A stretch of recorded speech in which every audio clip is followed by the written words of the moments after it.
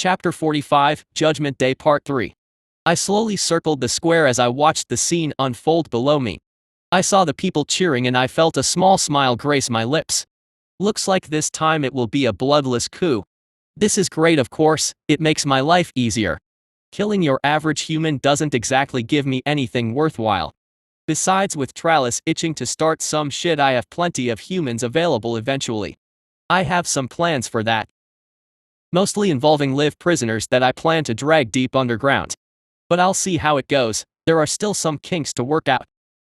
I saw Volnil step up to speak, another ruse by Cecilia. If the head of the Adventurers Guild vouched for me, that would go a long way to gaining the people's acceptance.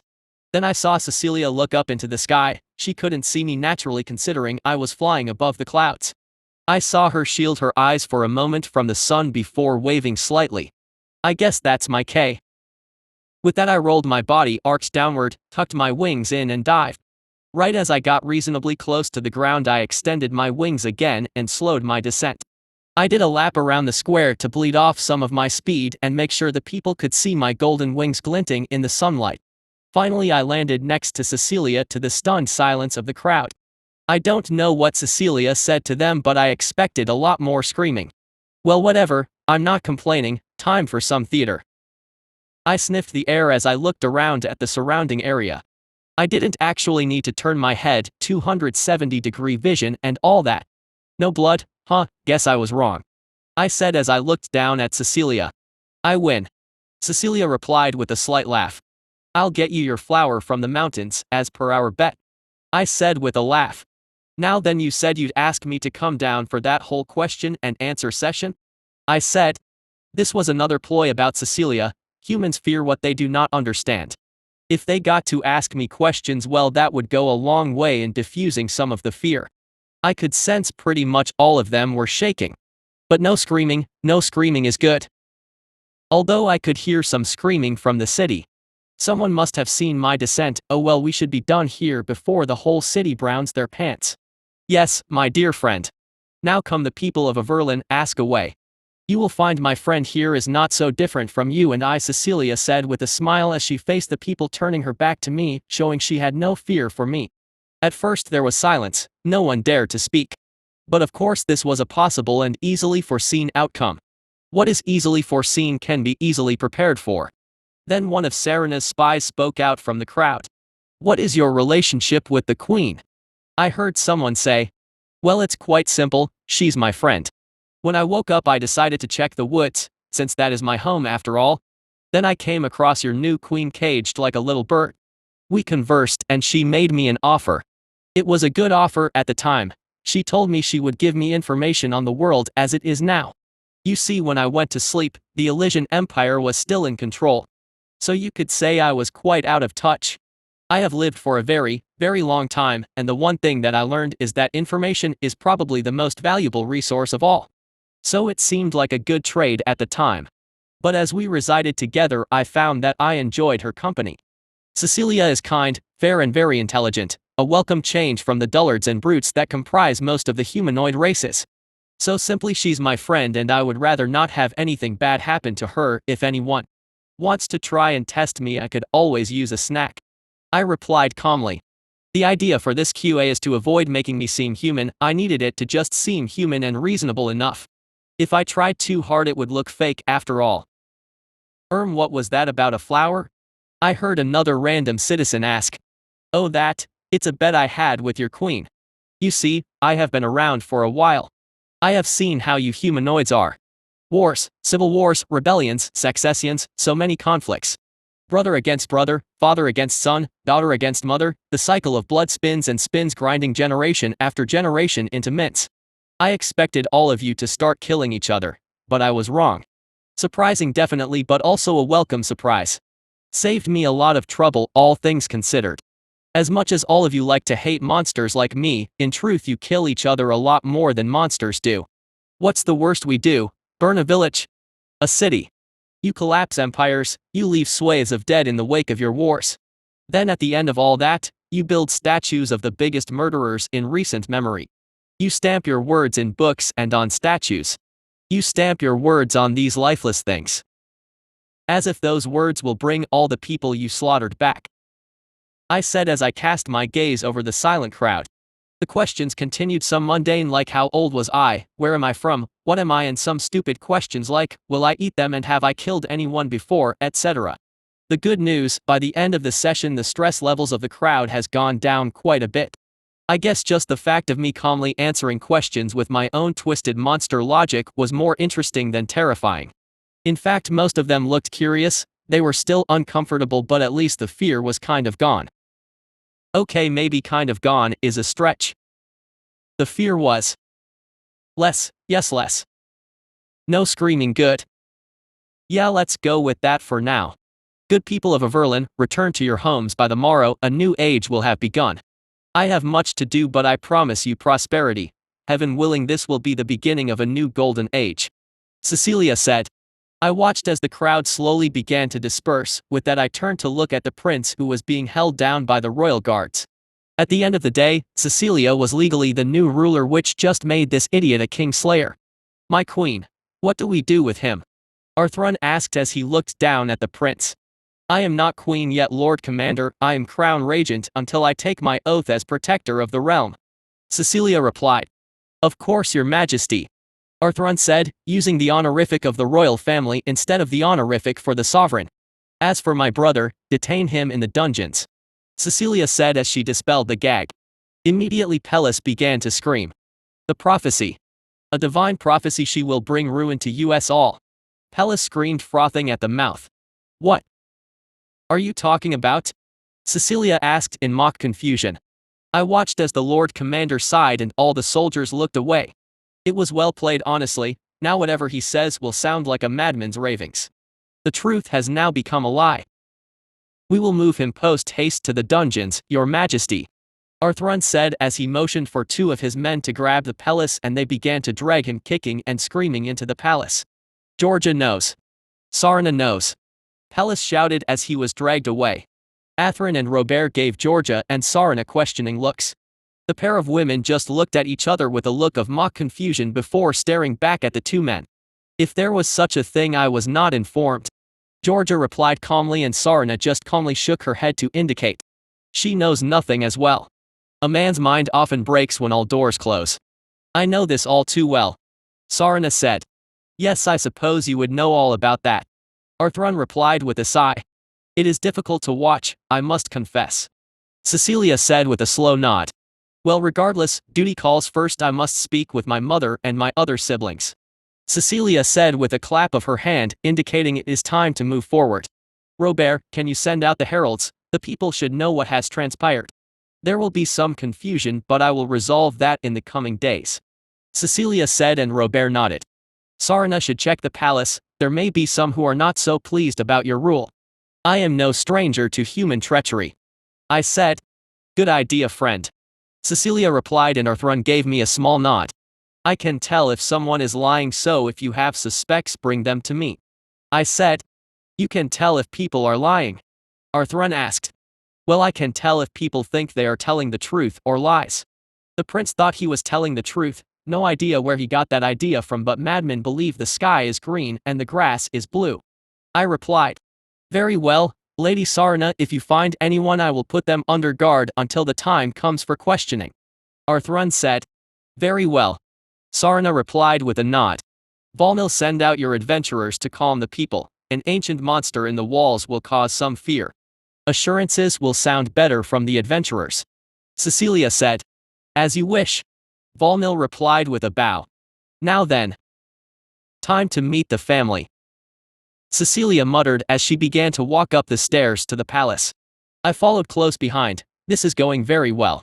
After this I don't need to hide under a rock anymore. Well, I would still need to keep a low profile, but at least I'm not kill on sight. From what I gather, the angels don't bother with much of what happens in Terra unless there is a serious threat to the people. They do get their powers from the worship after all. Playing the hero is an easy way to earn and maintain followers. I followed Cecilia deeper into the palace and I found I could move easily through the main hallway. The hallway was massive, reminding me of those churches back in my old world. Well, good for me anyway. You seem nervous. I said, and she froze in her steps. The guards around us all stilled their armored footfalls, going silent. Leave us, Cecilia said softly, and the guards paused, hesitating. Crown Regent, we do not know if your family bears you ill will. One of the royal guards said. Even if they do, what chance do they have against my friend here? I will send for you when my chat with my family is done, Cecilia said. As you wish, Your Majesty. The guards bowed as they turned around and began leaving the area. Once they were out of earshot, I leaned down and whispered into her ear. I thought you would be excited. I'm used. Cecilia didn't reply. She just waved her hands and a purple dome appeared around us, blocking out any prying ears. I thought so too. Friend, I never told you this, but have you ever wondered why did my father keep me alive? Cecilia asked as her eyes continued to stare straight ahead. He was either too soft or someone else was.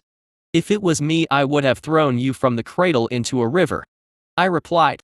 You would have been wise to do so, considering what I have just done, Cecilia said. So who was it? The father or the mother or someone else? I asked as I turned my head slightly to see her biting her lip. My mother was only a countess, an unworthy bride for a king. Still, my father loved her and they were wed, despite the scorn from the courts. Then when their first child was born, a seer appeared on their doorstep. When my father wanted to smother me in my crib, my mother forbade it. She threatened to leave him forever. So I lived, and my mother did everything she could to stop the prophecy. But fate cannot be avoided. They saw the signs early. My magical ability, my intelligence, learning my first spell as a toddler. It was too much. They say you often find your fate on the path you take to avoid it, Cecilia said. And here you are, I replied. And here I am, Cecilia muttered in response. So you don't know what to do. Should you kill or show mercy, vengeance, or forgiveness? I'm guessing the cradle was a compromise, I said. Yes, it was a compromise. My father wanted my head when he found me in bed with a woman. The laws of heaven forbid homosexuality. Perhaps it was the years of paranoia, and this small thing was the straw that broke the camel's back. The last sign of a prophecy that they could no longer handle, one more sign of my defiance to the order of heaven, Cecilia replied. People do strange things when under pressure. One can only bear so much until they crack. So how long are you gonna keep up this whole vengeance facade? I asked wryly, and Cecilia flinched. What do you want to do? I asked. I don't know, Cecilia replied through gritted teeth. You got a coin, I said as I remembered an old trick I used to use back in my world. Huh? Cecilia asked in confusion.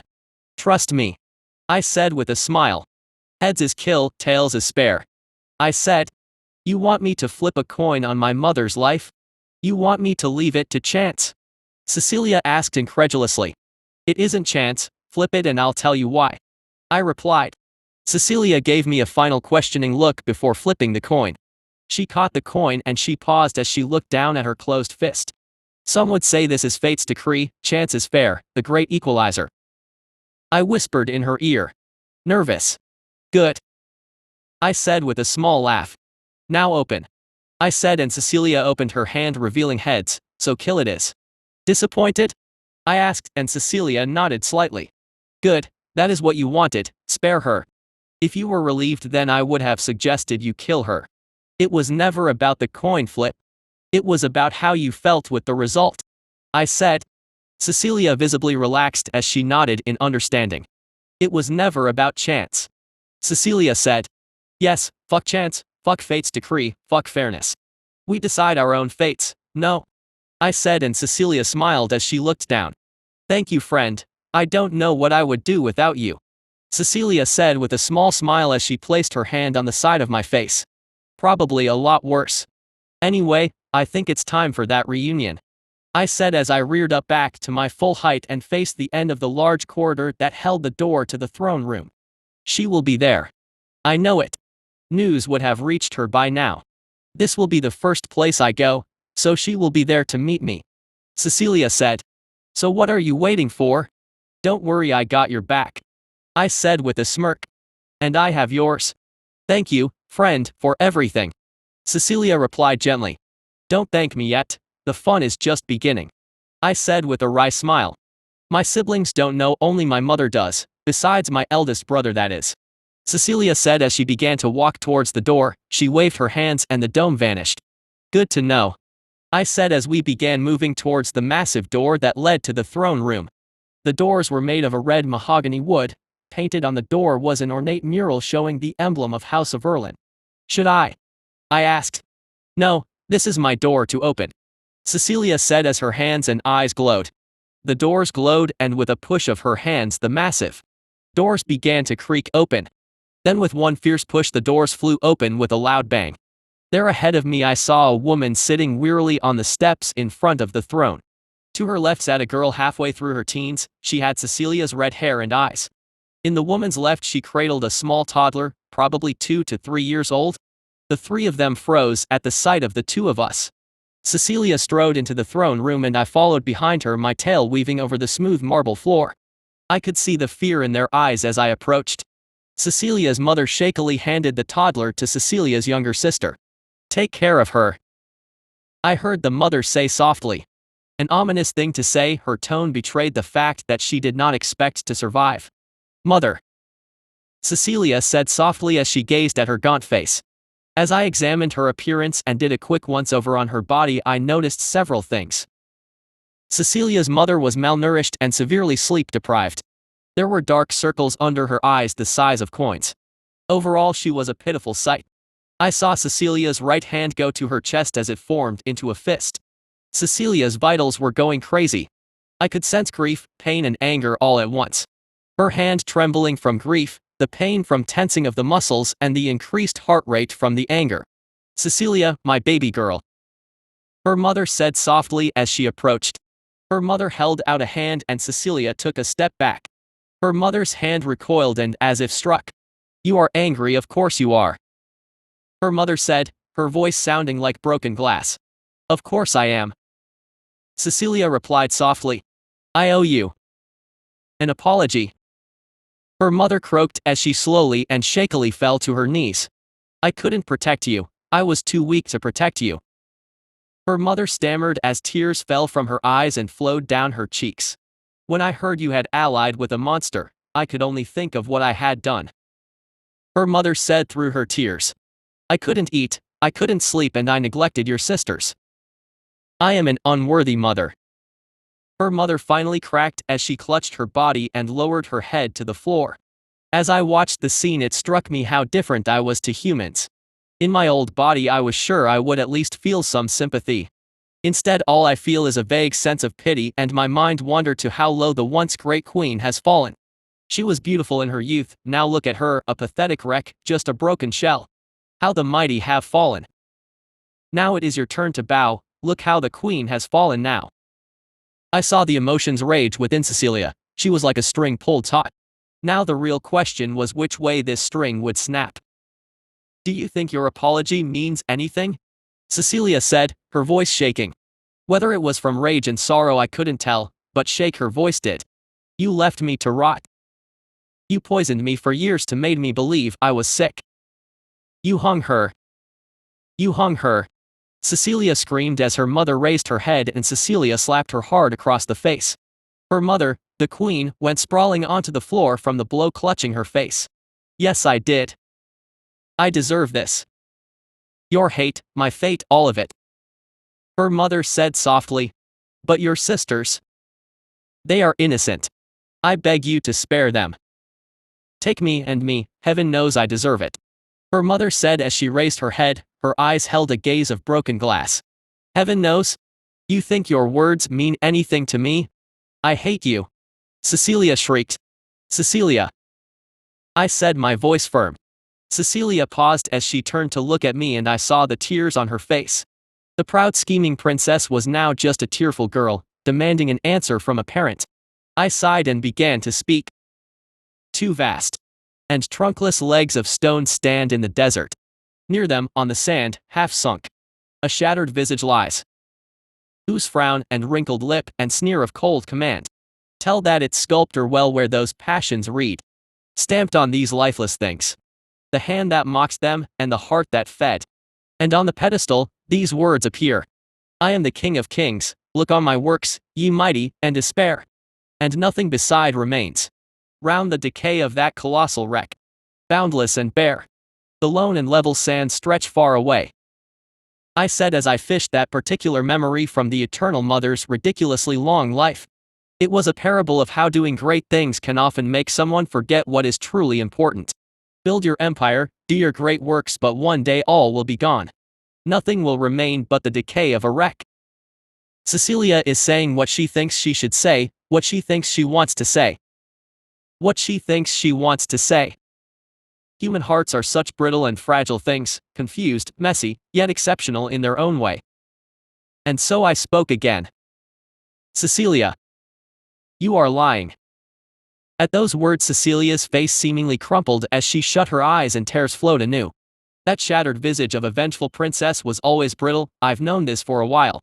I didn't know it at first, but I soon figured it out after spending some time with her. Maybe it was my new mind and intelligence. Maybe it was the fact I could read her physiology so I could get a very clear picture.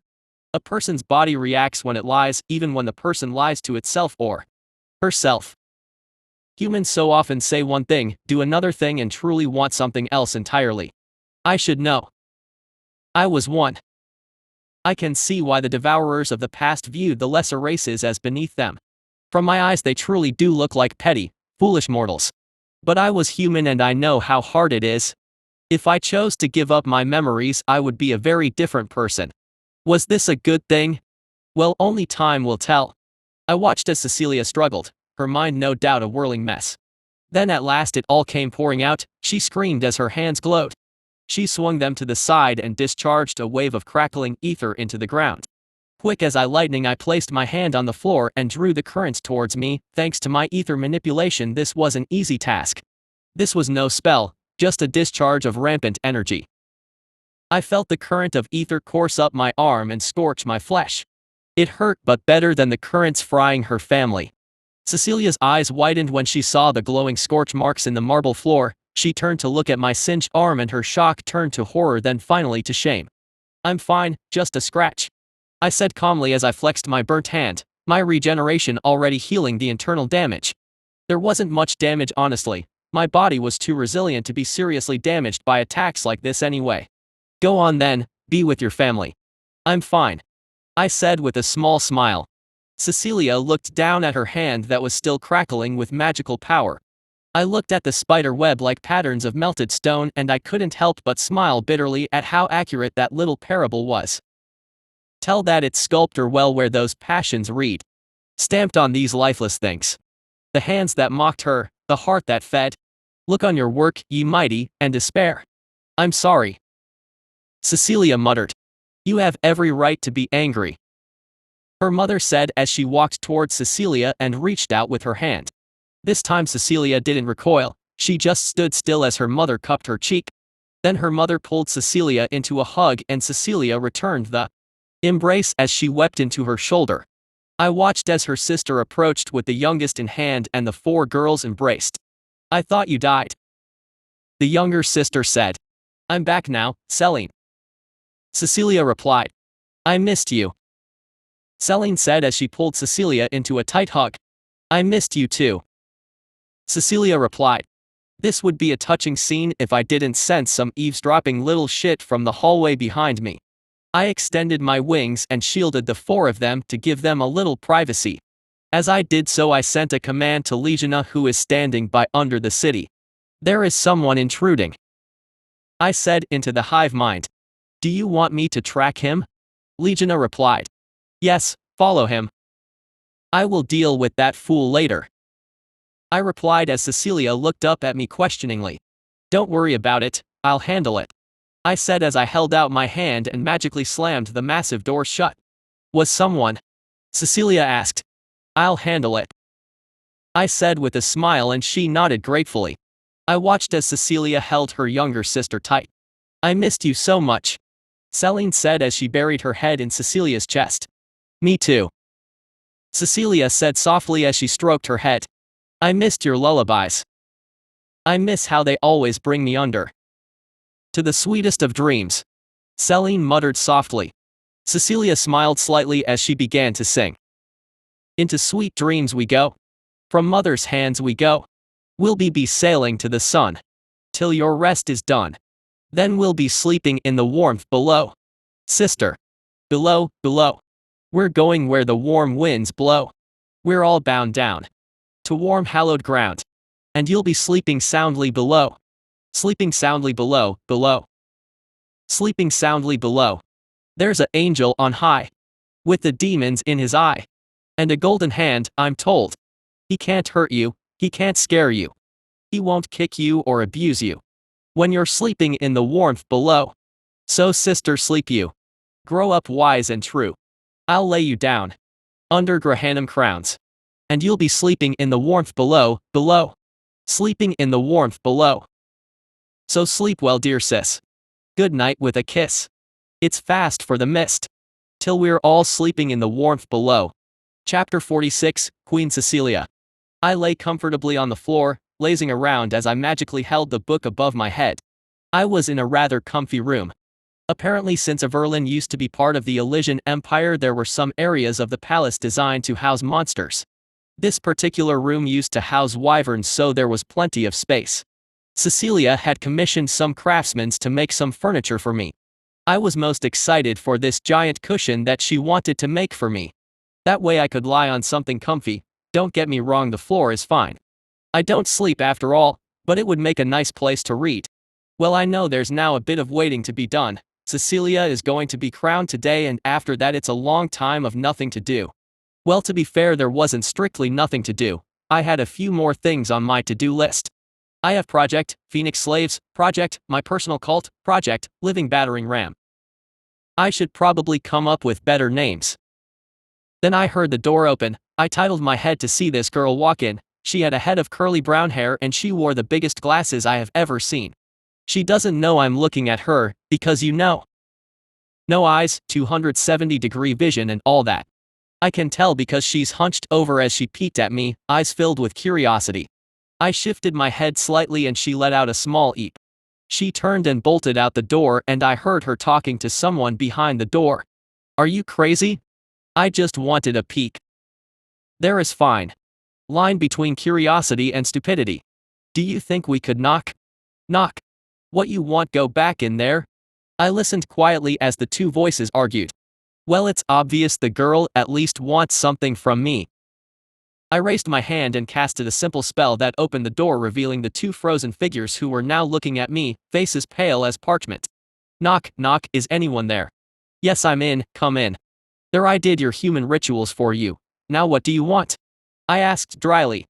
We didn't mean to disturb you, Great One. The other figure said. He was a man with a head of blonde hair and a rather lanky physique. Well, consider myself disturbed. I knew you were there, girl. I saw you when you entered. I'm an ancient predator. If you could sneak in like that, I would long be dead. I said dryly, and the girl jumped at my words. Oh. The girl muttered. All right. Fine. First off, who are you two? I asked as I sat up and looked down at two of them. Their eyes followed my body as I reared up to my full height, and I heard the pair audibly gulp. I'm Beatrice.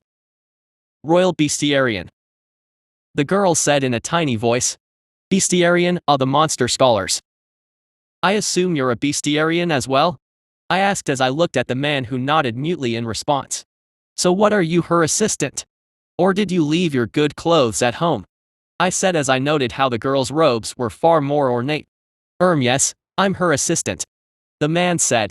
And the assistant's name is? I asked. Aaron. The man replied. I see. Now what do you want, Miss Beatrice? I asked as I lowered my head slightly and loomed over her. I just wanted to have a look at you. I was curious if you really were a progenitor. Beatrice squeaked in my shadow. You know, we didn't exactly classify ourselves much back then. We just had the firstborn, the primordials, and everything else. I said calmly. Oh, I see. Beatrice replied with a stiff nod. Anything else? I asked as I tilted my head. Oh yes, actually. Beatrice began, but Aaron kicked her foot and gave her a look. What is it? Out with it. I grumbled. This was starting to seriously feel like a waste of time. Can I take a sample of you? Beatrice asked hopefully. I shifted my gaze and I saw Aaron standing there with his mouth hanging open. Honestly, if his jaw dropped any lower, it would be on the ground and rolling out the door. What? I asked, well, this was funny. A brave question certainly, alright, my interest is piqued. Let's see how this plays out. Oh, I mean, could I cut a piece of you off and study it? Beatrice said. That poor errand boy looked to be on the verge of tears. I didn't reply to that, honestly I wasn't sure how to reply to a question like that. For academic purposes. Beatrice added quickly. Well, I should hope so, commercial purposes is insulting and sexual purposes is just weird. Is that supposed to be bargaining? Sweetening the offer? Ha ha ha ha. I laughed. You know what? I think I like this girl, she is certainly amusing. The groveling is boring. I like this much more. Alright, tell you what. I'll give you the sample. I said with a smirk. You will? Aaron asked in surprise. I mean thank you, great one. Aaron said, quickly correcting himself. So you get this, but I want one thing in exchange. I said as I plucked 2 feathers off the side of my head and handed it to Beatrice. You can study one and for the other I want you to try and destroy it. I said with a smile. Destroy it? But if we find out how to do it, that would be something that can be used against you. Aaron asked in surprise. Oh, I don't mind, I'm just curious if you will succeed at all. You know what? I'll give you a little something else for free since the 2 of you are interested in this kind of thing. The creatures now usually at most have a single defensive layer. Wyverns have their scales, trolls have their regeneration, but long ago that simply doesn't cut it. I said as I cut my hand with one of my blades and showed the pair how fast the wound closes. If you could find a way to pierce my first layer of defenses, you still have to contend with a lot more than that. Show me you can destroy that feather and I'll let you test my next layer. I said as I bent down to look at the pair of them. Honestly, this was free information, the more I know about my own combat limitations the better I can fight. Yes, giving this information away is dangerous but the alternative is go out there and get hit. So this was an okay trade-off in my book. Besides the feathers were the weakest layer of defense, their main purpose for the aesthetics and aerodynamics. The defensive properties were just a nice bonus. Sounds good. I said. Deal. Beatrice said with an excited nod. Now go on, I'm curious to see the results. I said and the pair left with another round of thanks. Well, that was a fun distraction. Humans are fun in small doses. Now then back to my book, where was I? Ah yes, the page about this old form of magic coin, the most sought after form of currency, the coins of black gold, the coins of the Watchers, Grahanam crowns. This is certainly an interesting read, this world is certainly interesting. There's even this zombie pirate captain sailing the waters around this place called the Isles of the Dead. The captain is apparently this female goat-like creature. She wears a red coat and has a mane of wool as hair. Half her woolly hair was brown and the other half was white. The white half of her hair also apparently covered a torn, decayed face. It says here that if you want to visit the Isles of the Dead, you need to pay a fare in Grahanam crowns. If you pay the toll, she will guide you past the mists that surround the islands. The stories here say that the island is filled with old artifacts. The only problem is to take anything out you need to pay a fare as well that scales with the value of the artifact. Also, Grahanam crowns aren't exactly easy to find. There are a few held as family heirlooms by some noble families, but that's about it.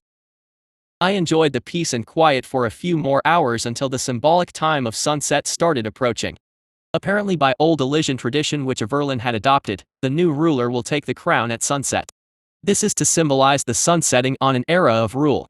Then the next day the new ruler will speak to the people at sunrise to symbolize the dawning of a new era. Just seemed like fancy rituals to me. Cecilia wore the crown because she won the crown. Who gives a rat's ass about this dusk and dawn shit? Well, I suppose the people like to see this type of theater. Maybe the ritual makes the oath seem more sacred and serious. Well, anyway, Cecilia said she wanted me to be there, so I'm just waiting for that. After she takes the crown, tonight she apparently wants to put her brother on trial, and of course she asked me to be there as well. Personally, I would just eat him and be done with it. I mean, he stabbed the king in plain sight after all, what is there to say? Well, I guess now that I'm some big important figure there are some hoops I have to jump through. I'm not strong enough to make my own rules. Yet. Then I heard the door open again and I saw Cecilia standing in the doorway. Hey Cecilia. I said as I put the book down. What are you reading? Cecilia asked curiously as she walked over to me. Nothing much, just a little something about this old type of coin called Grahanam crowns. I said as I floated the book over to Cecilia. Cecilia opened the book and scanned the pages for a moment. This was one of the books given to us by that seer in the swamp. She gave us a ton of books. It's been months and Cecilia and I haven't even finished half the books. Grahanam crowns, Cecilia said as she looked at the drawing of the strange coin. Yeah, I saw them a long time ago, I said, and Cecilia gave me a look as she caught my meaning that this wasn't my memory. If you are that interested in them, we have 2 in the vault. You are welcome to have one, Cecilia offered. At those words the 2 royal guards seemingly balked at the statement. Your Majesty, those are heirlooms dating back to the time of the Elysian Empire, one of the guards said. They are relics of a lost time, we don't even know what they do. They are collector's items, but knowing my friend here, I assume you know that something about them, don't you? They aren't just simple coins, Cecilia said as she gave me a look, and my small smile was all the answer she needed. Very well, one of them is yours. I'll take you to them after the trial, Cecilia said as she closed the book and levitated it back onto one of the tables. So is it time for a princess to become a queen? I asked. It is. Come my dear friend, walk with me, Cecilia said, and I moved to follow her. It is customary for the one handing over the crown to present me with the title of queen. But seeing as my father is dead, there is a hole in the ceremony rolls. The idea behind this tradition is to symbolize the transition of power. That power is given and received with gratitude and humility. I can think of no one more deserving to crown me than yourself, Cecilia said as she gave me a small smile. A queen crowned by a monster. Won't that be a problem? To be a bandit king is one thing, but to be crowned by a monster is something else entirely, I replied. The other nations will have their opinions, but their opinions matter little when we hold all the cards. Pelis is coming, that alone will compel action. Already Sarna has told me there are talks of a conference of the Elysian nations. Whether this will be a simple alliance or the birth of an empire will be decided within the next year. When spring comes after this cold winter, this region will change forever. We are facing a turning point in history, and I intend to be the one steering this change. Whoever wins this war will take the lands of both ancient Elysia and old Valoria. Whoever wins will control a quarter of the old world. Never has forces like these clashed since the days of the old empires. The rules are changing, and I want to be the one making the new rules, Cecilia replied as we continued down the hallway. Will the other nations accept that? No matter what, they will live at our mercy. They won't mind you but me. They will have difficulty accepting that, I said.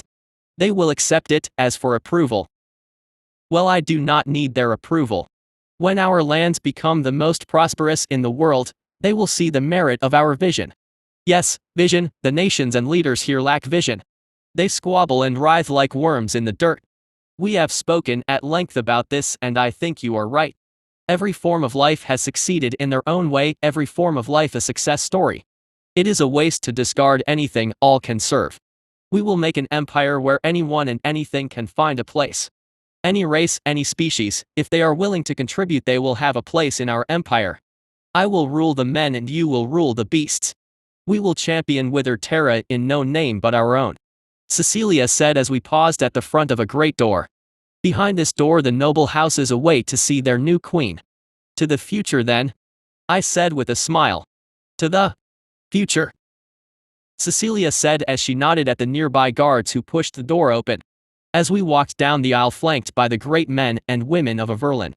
They owned lands, businesses, and had ties to great institutions. Cecilia described them as keys to power. They helped the nation function. Many had private armies, although much smaller than the forces of the crown. When united they could pose a threat. Well, at least they used to be able to pose a threat. With me around, there is no longer anything they can do to contest Cecilia's power. Blades always speak louder than words, and I have more blades than this entire room combined. The best way I can keep her safe is to make it clear that I value her greatly, and I would be very angry if something happened. I could sense their hostility. This was a sudden change. The court does not approve of my presence or my relationship with their new queen. But with Sarna in our pocket there is now no whisper unheard, no plot able to be concealed. That combined with Legiona's ability to tell when someone is lying will make rooting out traitors easy. I just need one of them to try and I will make an example out of them. The rest will fall in line soon after if they don't. Then they will fall in battle. Fall in line, fall in battle, doesn't matter to me, they fall regardless. At the head of the long aisle, paved with a mahogany carpet, stood an altar. Next to the altar stood Cecilia's mother. I looked around at the large church-like room, with its white marble tiles and gilded accents. The imagery of the seraphim was everywhere, large murals covered the pillars and the ceiling, high above the people below. Then at the far wall was a massive mural with a particularly detailed artistry. On that wall of gold, a figure was painted with arms wide as if awaiting an embrace. A figure in a green robe and 8 great white wings. A figure with a pure white face with 2 halos crisscrossing at its eye level forming an X. The face had no features except for a single gold eye and a wide smile. Curiously, one of the figure's hands was made of gold, and from that golden hand led green threads that spread out from the figure. I recognized that visage from the old memories. The memories say he is dead, slain long ago by a warrior without equal. This figure, who is portrayed like a god, is none other than the Lord of Dreams. The architect of heaven's great order, the great puppet master, the god of honeyed words and blissful dreams. As we approached the altar, I saw the priest give me a look that was mixed with fear and disdain. Cecilia warned me that the Church of Order would be a problem. We would need to placate them for now. If we went against them from the get-go, we would draw the attention of heaven. The doctrine of order is chock full of holes for an agile mind to pick through. We would just need to set the stage and watch them take the fall themselves. Blind dogma narrows your vision, and more than anything, it makes you predictable. Crown Regent. May I ask why is? The priest began. My dear friend is here to crown me queen. Cecilia replied calmly. There was a wave of murmurs from the surrounding nobles. I guess this a clear enough message that Cecilia won't be playing by their rules. At least not completely by their rules. I guess if she does something like this and she manages to pull it off, it does say something about her power. But Crown Regent, the crown can only be given by the one. The priest began. By the one who is to give me the power. My dear friend here saved me from my father's treachery. His words gave me strength to return and take my rightful place. I can think of no one else who has carried me further on this road than he. Without him I would not be here. This crown is given by him in all but name, and after today it will be given in name as well. Cecilia replied calmly. As you wish, Crown Regent. The priest said with a small bow. Now then, friend, do you remember the words? Cecilia asked. Naturally. I replied with a nod. Kneel, Princess Cecilia, heir of Averlin. I said as I casted a simple spell, and the gold tiara floated off the red cushion on which it rested. Cecilia gave me a quick rundown on the ceremony when we chatted. I previously thought I would just be observing. Thank God for my perfect memory. As I looked down at her kneeling figures, I began to speak the words of the 7 principles of virtue. In the name of the principality of virtue, I charge you to be wise in your rule. In the name of the principality of temperance, I charge you to be just in your decrees. In the name of the principality of charity, I charge you to be benevolent in your power. In the name of the principality of diligence, I charge you to never be idle in your labors. In the name of the principality of integrity, I charge you to be loyal to the people. In the name of the principality of patience, I charge you to be merciful in judgments. In the name of the principality of humility, I charge you to be humble in your station. Do you swear to uphold all 7 virtues in your rule? I do. Cecilia said with her head bowed. I hereby hold you to your oath, Cecilia of House of Averlin. Rise, Queen Cecilia, sovereign of Averlin, protector of the realm. With that I placed the tiara of the queen upon her head, and I heard all those gathered say in unison. Rex tremende majestatis. Qui salvando salvas gratis. Salve me, fons pietatis. Salve me, fons pietatis. These words were the language of the seraphim. The religion of order still had a strong influence all across Terra. It will take some time to fully unroot it. As Cecilia rose to her feet, I turned to look at the rest of the court. Kneel before your queen. The sun sets on the old era. A new future awaits you. Chapter 47, The Trial. I laid down on the ground next to the judge's stand. Thank God whoever built this palace made many doors to major areas excessively large. They were just big enough for me to fit through, so that's great. We were still waiting for them to drag the prince here for the trial, so there was some time to read. I could feel the stares of the other nobles on me as I began to read. Was it vaguely disrespectful for me to lie down here?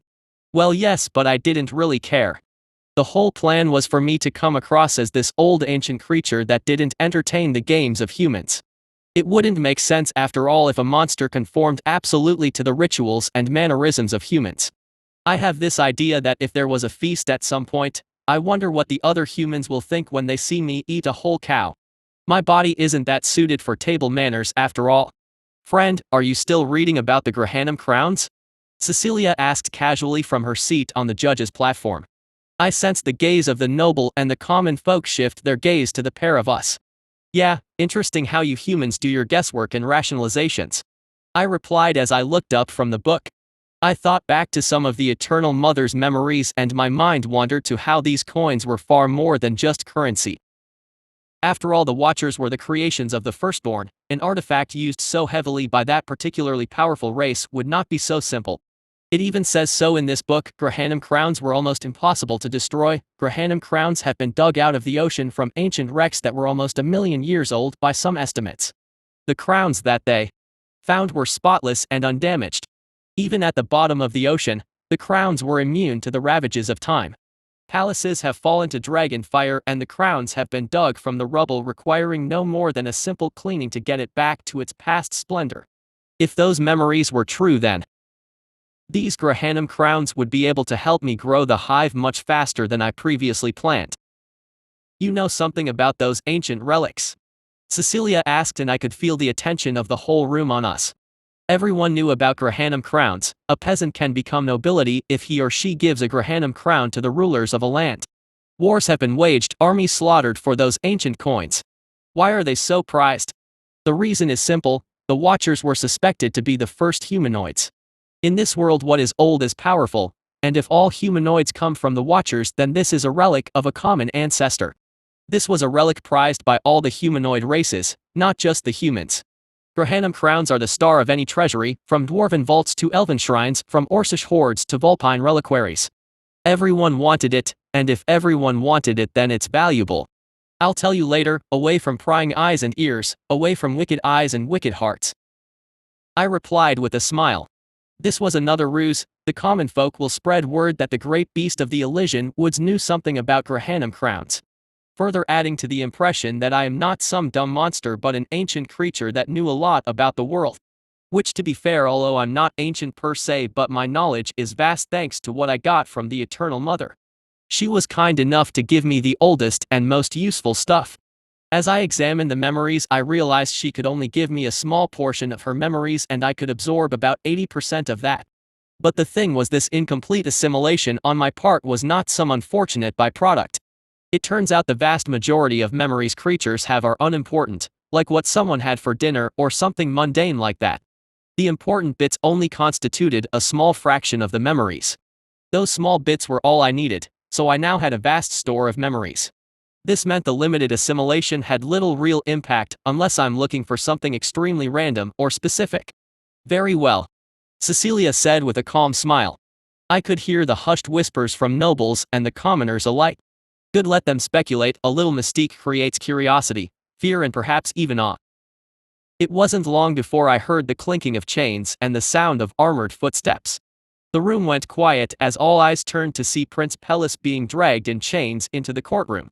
The courtroom was laid out with 2 aisles. On the left aisle were seated the nobles and on the right aisle were seated some selected commoners. Both aisles didn't have any actual decision-making power since Cecilia the Queen was presiding over the trial. Ironically, chances are she's going to ask for my opinion, so a monster will have more power than the people. The prince was screaming into a gag as he was dragged between the 2 aisles towards the front stand where he is supposed to stand trial. I heard the people whispering as the prince walked past. The nobles especially were going hard on the gossip. I heard the prince has gone mad, yowling in the dungeons about the queen as some doom-bringer. I heard he raped this poor servant girl. I heard he deluded himself into thinking that girl actually loved him.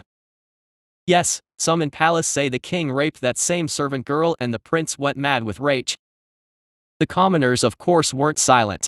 Naturally the two aisles couldn't hear each other, but I could hear a pin drop on the far side of the room, so this was no challenge to me. The king went mad, of that I'm sure. It looks like the madness runs in the family. Shush, the queen is here. But the queen seems fine, she looks sane. Talks sane too. But what about the beast? Isn't allying with a beast madness? Yeah, but letting Tralis march their way here is madness too. Says a lot about Tralis if a monster is more reasonable. But look at it, it's reading. Yeah, it said something about Grahanam crowns as well. We all know the stories, the ancient creatures are the wisest and most powerful. Finally the prince was dumped on the stand and the royal guards had to hold his writhing body down. After the room returned to silence, Cecilia rose to her feet and she looked down at her brother, and I could see the contempt in her eyes. Prince Pelis of Erlin, I Queen Cecilia of House of Erlin, sovereign of the city of state, hereby levy the charges of conspiracy against the crown and regicide against you. Cecilia said. How do you plead? Cecilia asked as the guards pulled the gag off. She'll kill us all. The prophecy. Pelis wailed, but the gag was swiftly shoved back into his mouth. Of course. Cecilia said as she looked down in mock disappointment. This is great, who knew show trials could be this entertaining? Someone should have made a TV show about this or something back in my old world. They could call it false justice or something. For the charge of conspiracy against the crown, I would like to first call Spy Master Sarna Lowe's to the stands. Cecilia said as she sat back down. Sarna stood up on the witness stand and I watched as Sarna gave the prince a look with the slightest of smiles. The prince's face went purple as he thrashed and screamed into his gag. The prince confided in me that he wished to usurp the throne when the late king used that poor servant girl. The prince wanted vengeance.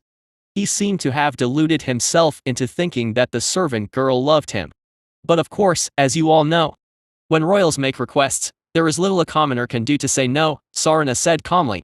And how did you come to know all of this? Cecilia asked. I am the spy master, your grace. I have many little birds in many rooms, they sing many little songs in my ear. Sarna said with a small smile. But perhaps I am not the best source, the word of a spy master is always suspect after all. So I have brought the servant girl to testify as well. Sarna said according to the script. Very well. Cecilia nodded and Lily was brought up to the stand. Your name? Cecilia asked. I am Lillian Nash, I am a servant in this great palace. Lily said nervously as she used her assigned false name. Good thing Lily was a common name. Tell me, Lillian, what has happened to you? Cecilia asked.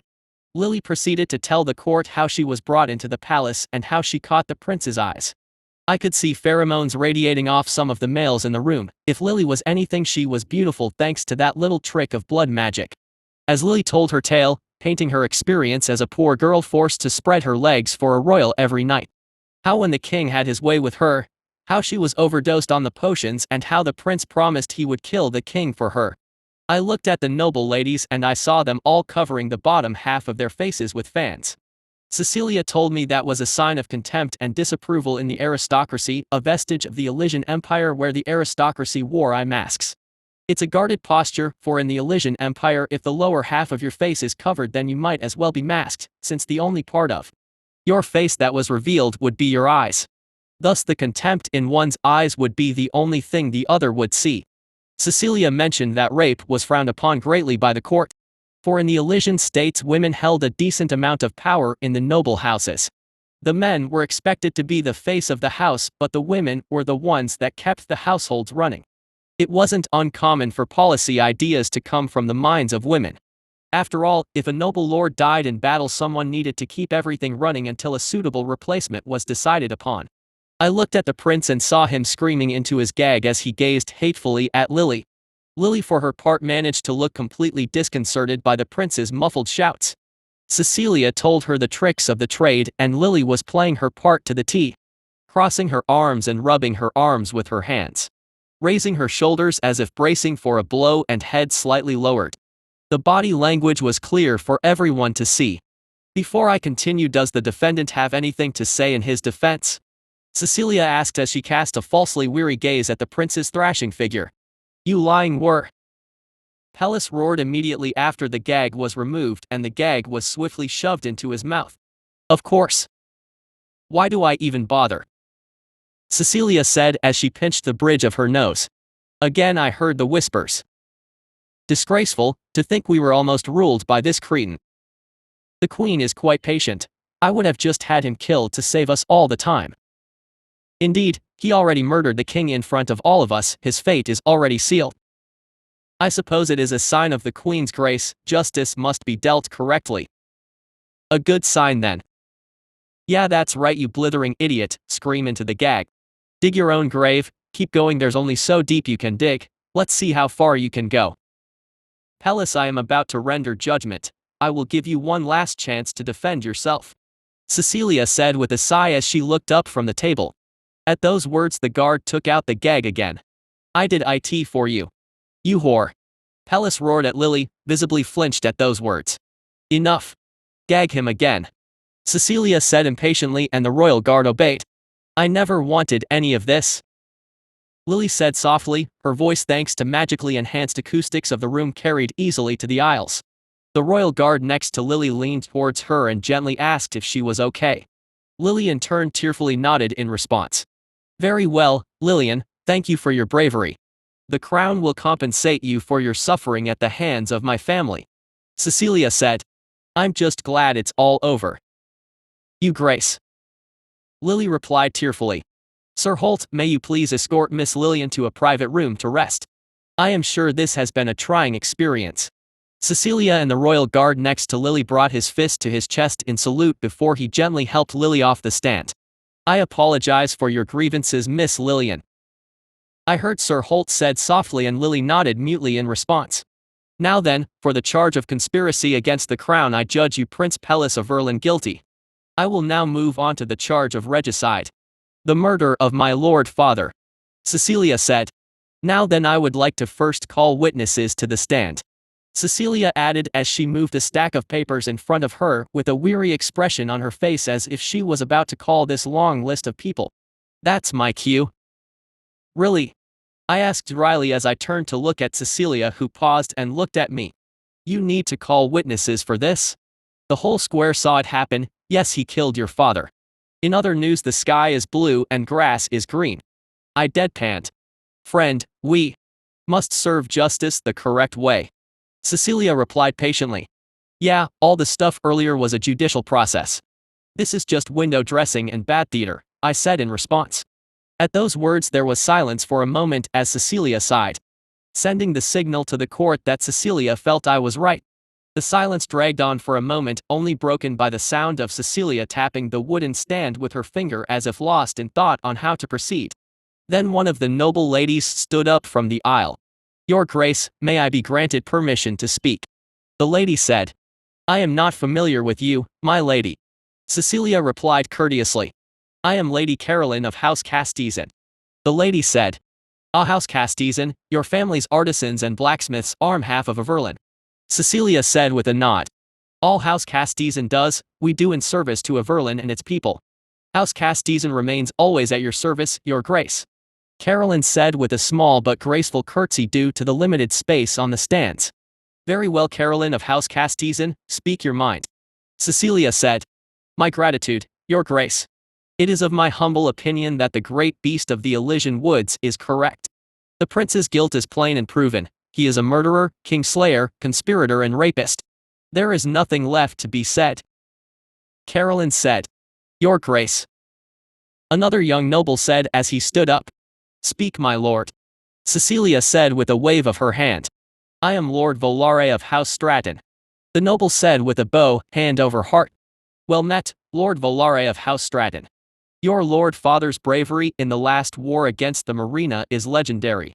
Speak your mind. Cecilia said with a nod. Thank you, your Grace. Lady Caroline, words speak true. Volare said as he gave Caroline a small bow, who returned with a small curtsy of her own. It is heartening to see that you hold our judicial process with such regard, but with such a clear crime, there is little more to be said.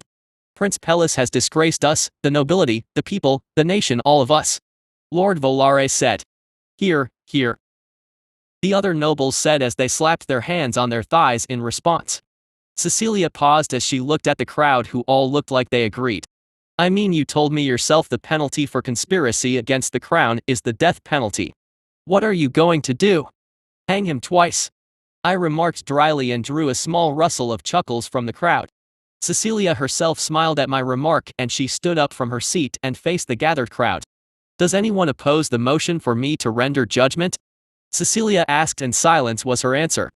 Very well, Cecilia said as she looked down at Pelis, who had finally calmed down when he realized he was about to be sentenced to die. You seem calmer, brother. Do you have anything constructive to say? Cecilia asked coldly. I'm sorry, I didn't mean to do it. Pelis begged. Didn't mean to? So you accidentally concocted a scheme to lock away Cecilia and steal her birthright? A Verlin must have some long stairs if you can do all that when you slip and fall, I said dryly, to another round of chuckles. I suppose you drew your sword and fell on father too? Cecilia asked dryly, and chuckles turned to laughs. Please, I am your brother, please sister mercy. Pelis begged. Yes. You are my brother. My flesh and blood. And what a pity that is. Cecilia said coldly. I will now render judgment, Cecilia declared, and Pelis's cries grew more desperate. Gag him, Cecilia said, and the gag was once again shoved into his mouth. Prince Pelis of House of Erlin. For the crime of conspiracy against the crown, I judge you guilty. For the crime regicide against my lord father, I judge you guilty. Your actions have endangered this good nation at a critical time. You obviously have no regard for the good of this nation, or the good of anyone for that matter. By the power vested in me as queen of the city-state of Averlin, in sight of great nobles and good people of this nation, I hereby strip you of your name, titles, and privileges. For dishonoring this great nation, I hereby strip you of the right to live. The sentence is death. Chapter 48, Grahanam Crowns. I followed Cecilia after the trial towards the vault. Cecilia told the Lord Commander of the Guards to just hang the prince for her. It was requested in the manner that she didn't want to see her brother die. This was a tricky ruse. If she decided to watch, some would say she is heartless, others would say she isn't afraid of the cruelties of rule and is willing to fulfill her obligations. If she didn't watch, then some would say she didn't have the stomach for it, and others would say she is kind or compassionate. If she attended, the benefit is that she would convey her authority and that she should be feared. If you think about it, that isn't really necessary because of, well, me. So the other option works better. Her job is to be a kind, good queen anyway. If anyone fucks with the pair of us, I'm the one who goes out and starts murdering. She just has to clean up later and make sure everyone doesn't completely lose their shit. But of course, all of this is just a little script we came up with. If only they knew the truth. The truth is much darker. She just couldn't be bothered, obviously. I mean, he's a nameless criminal now, stripped of name, titles. Blah blah blah. So just hang him and dump him in a hole somewhere, or leave him for the crows, not like we care anyway. Where are we going? I asked.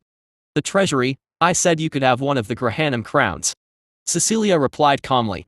I followed Cecilia deeper and deeper in the palace, and soon we arrived at this massive door made of enchanted mithril.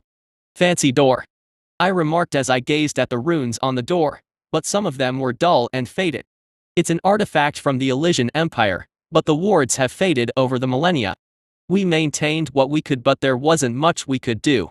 All of the old magics were confiscated by Seraphim during the Great Fall, especially the old runes of power.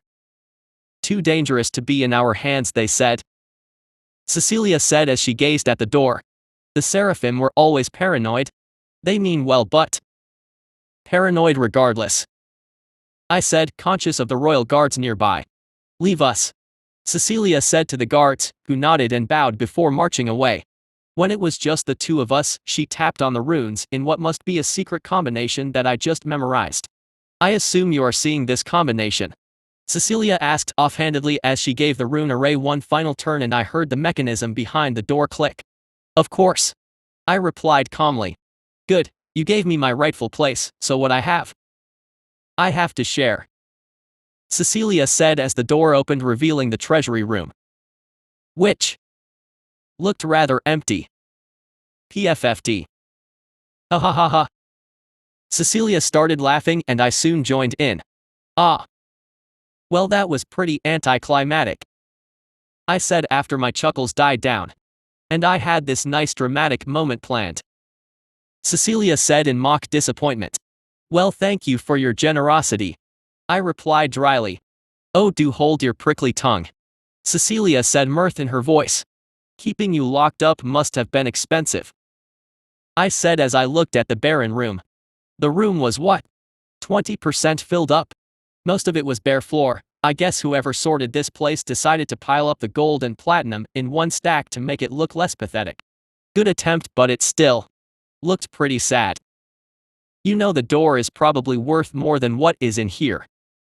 That is if you don't include this, Cecilia said as she walked towards a little ornate shelf. I peered over her shoulder as she opened the shelf, revealing 2 coins made of some kind of dark metal. The coins were covered in runes on the edges, and in the middle was this strange black glass that looked like a small mirror in the middle of the coin. Grahanam crowns, I said as I looked at the 2 coins. The crown jewel of any treasury. Priceless, Cecilia said as she picked one up and examined it. Well, I could try to multiply your wealth right now, I said as I magiced one of the crowns into my hand. You see, Cecilia, have you ever heard of gilded Grahanam crowns? I said as I looked at the coins. Yes, the runes and the mirror of blackest glass in the center is supposed to glow an ominous purple. The word Grahanam means eclipse in the old tongue of the Watchers, or so the legends say, Cecilia said thoughtfully. Yes, do you know why they glow? I asked as calmly examined the coin. I confess I do not. The stories say the Grahanam crowns were given as a token of esteem by the ancient Watchers. So assume they are special coins given to particularly exceptional individuals, Cecilia said. Well, that's partly true. But the real purpose of these little coins was that they are a storage device, I said as I smiled slightly. This next part will be interesting. Oh. What does it store? Cecilia asked curiously. Well, perhaps a demonstration would be better. Enjoying the show, little spy? I asked as I turned to look at the invisible figure huddled in the corner of the vault. It was the same idiot from last time, but I decided to see what he would do. Sarna apparently had tabs on him already, a spy of Tralis. The figure flinched and turned to run, all pretenses of stealth gone as his little insect legs kicked up stray coins in his scramble for the door. He ran as fast his little pathetic legs could carry him, right into the hands of one of my adjutants. What? You think I would leave Cecilia unguarded? The adjutant grabbed the spy by the throat and lifted him off the ground. The spy gagged as he thrashed, and his invisibility spell faded once he was grasped by another. Sarna did warn me that one of the foreign spies would try something with all the talk on Grahanam crowns, Cecilia said calmly. You recognized this one? I asked nonchalantly as the spy gagged and struggled, the adjutant giving him just enough air to stay conscious. All the while the adjutant bared its teeth and snarled at the spy, who looked at it in terror. Probably a spy from Tralis. None of the other nations would attempt something so daring. Invisibility spells can be seen through, though this one must be quite capable if he thinks his spell would avoid detection. If a spy is discovered, then that is grounds for war. No other nation would want that. Tralis has a decently talented spy master as well, but Sarna is better, far better. She has all the spies in Everland tagged and on file. It doesn't make sense to purge them after all. If you kill all the rats, new ones appear with new infiltration techniques. Best to let them think they are safe, Cecilia said. Oh. Seems she knows her stuff, I said as I looked at the trembling spy. She does, although I am trying to learn the ropes of it. It's a lot easier with a good teacher. I even let one peek at me bathing, and I told Sarna to let that one send word back to Tralis. The very fact a spy would be interested in my bare body means that the leaders of Tralis are lecherous fools. Just one more reason for them to attempt an invasion. Funnily enough, that incident probably gave this one the courage to attempt something like this. After all, if you can sneak into the Queen's bath, then you must be really good at your job, no? Cecilia said with a smirk as the spy's eye widened in realization. So you were the peeping Tom, I said as I approached the spy. It was obvious with his reaction after all. He already sent a crudely drawn portrait to his king. It's a poor piece. Vaguely insulting actually, but it was attached with some rather flattering descriptions. Cecilia said with a laugh. Quiet the poet then. I said as I looked down at the trembling man. You could say that. Cecilia said with a smirk as she put the Grahanam crown in her hand back into the case. So since you are so interested as well, to put it simply, the Watchers were master fleshcrafters. You humans were not descended from them, they made your ancestors with themselves as a template. As to why you all were made, it wasn't for some great purpose, by the way. Well, the Watchers were to an extent, but I guess if slavery is a great purpose, then it's pretty depressing state of affairs. All of you were made as a joke, I said with a laugh as the spy's brows furrowed for a moment, forgetting his horrible situation. You see, humanoids are poorly adapted to the world, physically you are weak. So the firstborn asked the Watchers to make you all this way because they liked watching all of you waddle about on your two tiny legs. They gave you your intelligence both as your main defensive and offensive ability. I explained. Because they wanted to watch our predecessors suffer and come up with creative ways to overcome their challenges. Cecilia asked. Exactly. So then comes to the crux of the issue. In order to fleshcraft, you must be able to weave essence. Only the firstborn can drain essence directly from a living creature. Everyone else had to absorb it through some bodily function and lose a lot of the essence in the process. But the primordial font is just a gigantic vat of essence that bleeds from the core of the world. So the Watchers needed a way to store this essence so they could work away from the font. Hence was born the Grahanam crowns. The firstborn liked this idea naturally, so they gave the Watchers leave to make more. After all, though the Watchers were capable fleshcrafters, they were but a pale shadow to the firstborn. These coins could be used by the firstborn too, to make creations in the far-flung corners of the world. The Watchers could only charge these crowns with the essence of the font, but the firstborn could charge it with their own bodies if they were willing to make the sacrifice to their power. More often than not, they decided to transfer essence from living subjects. I said as I looked down at the spy, whose face slowly went pale as his eyes darted to coin and then to my fanged smile. To the coin with you, I said with a laugh as I channeled power into my hand, and the spy screamed. There's no one nearby, I have my other adjutants watching the hallways. No one can hear him scream. The man writhed as a green wispy-like mist flowed from his body, leaking out from his skin, his eyes, his mouth and his ears.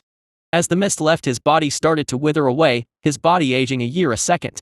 Finally the last of the green mist was gone, and the spy's screams by now have been reduced to weak croaks and rasps. Then his body crumbled to ash, and soon all there was left was a set of ash-covered clothes on the floor. I looked at the mist, and it slowly formed this strange green glowing worm-like object. It writhed and thrashed as it floated in my hand. So this is what essence looks like. Thank you, Eternal Mother, this is certainly a useful trick. I wonder how long it would have taken for me to figure this out on my own. With that I waved my hand and drew the essence into the Grahanam crown, and one of the runes light up. Well, that's lame, there's like 30 runes on this coin. Huh. I'm gonna need a few more. I hope Tralis invades soon. This is one way to use humans since they are useless to me now anyway. The creatures I can make with this. That is an interesting trick. Cecilia said as she gazed down at the coin. I could use a lot more of these coins. Although there is one thing that bothers me. I mused. And that is? Cecilia asked curiously as I handed the slightly charged coin to Cecilia. The Eternal Mother was a firstborn and a master fleshcrafter. So where the hell is her stack of Grahanam crowns? I said. The memories don't include that little detail? Seems rather important. Cecilia replied. I think she thinks that I'll run into it eventually. Probably one of the Lizardkin empires has a few piles in their vaults. I said. Well then, for now, we should get you some sacrifices for this crown. Cecilia said as she turned the coin in her hand. For now I'll check how many death row prisoners we have. Chapter 49, The Cost of Crowns. Norbert strained against the rope as the crew struggled to adjust the sails. Finally the sails were in the correct position and the ship would move well on the charted course. That should do it, thanks young master. The second officer Pete said as he clapped Norbert on the shoulder. I had my share of sailing in my travels. Norbert said. Well, that's good to hear, Pete said as the pair headed back to the wheel of the ship. Norbert looked ahead past the prow of the ship and he saw the massive wall of mist that covered the Isles of the Dead. He was on an expedition to the Isles. Legends say that on those cursed isles there held a great hoard of treasure. Piles and piles of Grahanam crowns, enough to buy a nation or two. Only problem was, no one ever enters the mist and returns. Some say the mist is sailed by the drowned armada, a fleet crewed by the drowned dead that died in that cursed mist. Captained by a cursed hero from a bygone age with a face of a lamb and curved horns on her head. They say half her face was rotted with nothing but bones and maggots eating away at the flesh. Well, those were just stories, they have never been confirmed. Most likely the mist just affected visibility to the point that the ships ended up wrecking on the rocks. Scattered islands often had many smaller shoals of rocks surrounding them. If Norbert had to guess, that place was a ruin. Probably one of those cursed places like the Sea of Mists of the Land of Shattered Bones. Why would an undead fleet sail aimlessly in the mists? Furthermore, this legend was tied to this old sea shanty, which just adds further suspicion to the veracity of the claim. Honestly, Norbert thinks the drowned armada is just an old wives' tale, born from an old shanty. A shanty that has been turned into a lullaby by the way.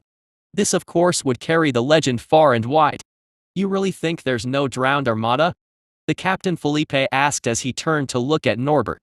There's no evidence of it. I'm not about to let an old wives' tale decide my future. Have you ever met anyone that has met the drowned armada and the two-faced admiral? Norbert asked. That's because no one survives to tell the tale. Felipe replied. Oh. Then where do the stories come from? If no one survives to tell the tale. Norbert countered as he raised a brow. Wondered that myself honestly. Felipe replied with a small chuckle. It's a ghost story, the real danger is the mist. That problem I can solve. Norbert said as he looked at the large glowing green lantern on deck. Norbert was a mage, trained in the Great Island Academy, the finest mage academy in Elysia and beyond. You know the deal, if the lantern doesn't work, then we turn around, if it works and we find that stash we split it half and half. Norbert said. That was the agreement. Felipe said as he steered the ship so that it was now approaching the mist at an angle. Norbert looked expectantly as they approached. This lantern was the product of years of work. Norbert held his breath as the ship approached the mist side on, to see if the mist could really be pushed back the lantern. His heart jumped for joy when he saw the lantern glow and the mist retreated in a circle around the ship. The space was quite large, enough for the ship to navigate. Looks good. What do you say, lads, shall we go in the mist? Felipe asked as he shouted down at the crew. Aye. The crew replied with a cheer. Ha ha ha, we don't believe in ghost stories. Philip said as the crew laughed in response. Norbert smiled as the ship turned and entered the mist proper. The lantern was doing well, the mist was clear and they could navigate. He looked down at his magic compass, a special tool he developed that was resistant against latent ether interference. It should keep working as long as the mist doesn't crawl over the ship. Norbert looked at dead waters around him and he saw he was right. The waters were filled with jagged rocks that protruded above the waves. He could see some bit of driftwood bobbing on the waves. Looks like you were right, the rocks and the mist sank many vessels. Felipe said. Told you they were just ghost story. Norbert began, but they suddenly heard an ominous creak. Like a great ship was nearby. What was that? One of the crew asked as the crew looked around but saw nothing. Then Norbert heard the sound of humming echo out from the mists. It was coming from all around them.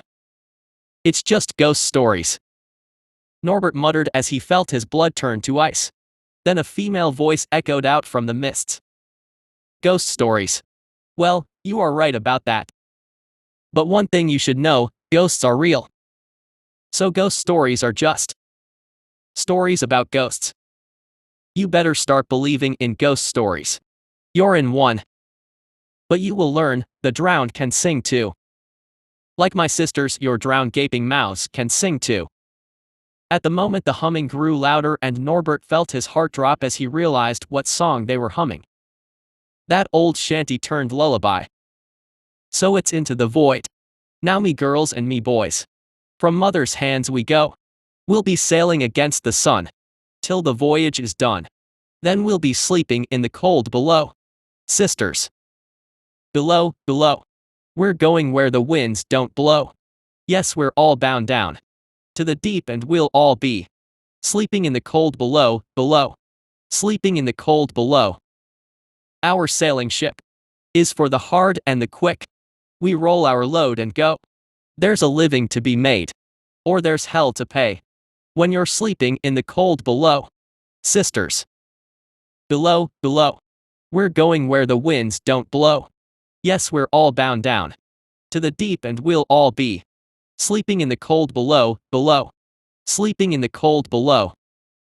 Ha ha ha ha. Norbert covered his ears as the mad cackling laughter echoed out from the mists around them, but still the humming continued. Then Norbert heard a rumble, and a great black ship emerged from the waves.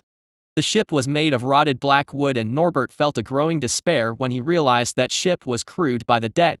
The ship turned and moved towards Norbert's vessel, but then the ship seemed to buckle and cave in on itself. It took a moment, but Norbert soon realized that the vessel wasn't sinking or collapsing. It was transforming. The ship's rotted frame shifted. Slowly arms and legs appeared from its frame, formed from the rotted wood and metal. The Colossus stood up, towered over the ship, and Norbert saw something that almost made him throw up. The Colossus had transformed into a humanoid construct. The front half of the hull made up the chest, but the hull had holes. And Norbert saw the hull was stuffed with bloated corpses that were flailing and thrashing. Norbert looked up to see on the prow of that great Colossus stood a figure with a soaked and faded red coat. The figure locked eyes with Norbert. He blinked, and his vision was half filled by the face of a lamb, and the other half was a rotted skull with a glowing red eye in the empty eye socket. Norbert could see maggots wriggling in what remained of the flesh, and he could smell the rot flooding his nostrils. Norbert and the rest of the crew on the steering deck screamed as the figure appeared. The two-faced admiral. Felipe whispered in horror. "You got that right?" The figure said as more ships emerged from the depths. The ship shuddered as the massive Colossus grabbed the front of the ship, halting it in its tracks. The force of the sudden stop sent everyone toppling to the ground. Norbert looked up to see the figure hadn't even moved from the force. "Wait. Madam," Norbert said as he found his wits first and scrambled to his feet. "Why are you here?" The figure said. We. Norbert stammered. "Of course you are here for what everyone else is here for. You want to go to the Isles of the Dead," the figure said nonchalantly as slapped the side of her exposed skull, and some of the maggots fell free, falling from her face like white wriggling tubules. "Then you should know about the toll of Grahanam crowns," the figure said as she drew her sword. In an instant, dark figures fell from the Colossus and landed on the deck of the ship. Norbert looked around to see they were all of the same race of the figure, goat-like creatures with rotted bodies. Some had skeletal arms, some had exposed rib cages with the organs still and dead within, while others had fully skeletal faces. They all seemed affected by whatever dark magics that bound them to this life. "Not going to talk? Cat got your tongue? All right then," the figure said as she lowered her sword and leaned on it with the point on the deck. "Tell you what, little explorer. Every time I tap the deck with my sword, one of your men will die," the figure said as a twisted smile appeared on her face. "Tap." Norbert heard one of the crew scream as he was run through by one of the undead. Norbert could only tremble as he heard the sound of the body hitting the deck. "Like so." "You better start talking," the figure said. Tap. Tap. Again the screams, then two thuds as bodies hit the deck.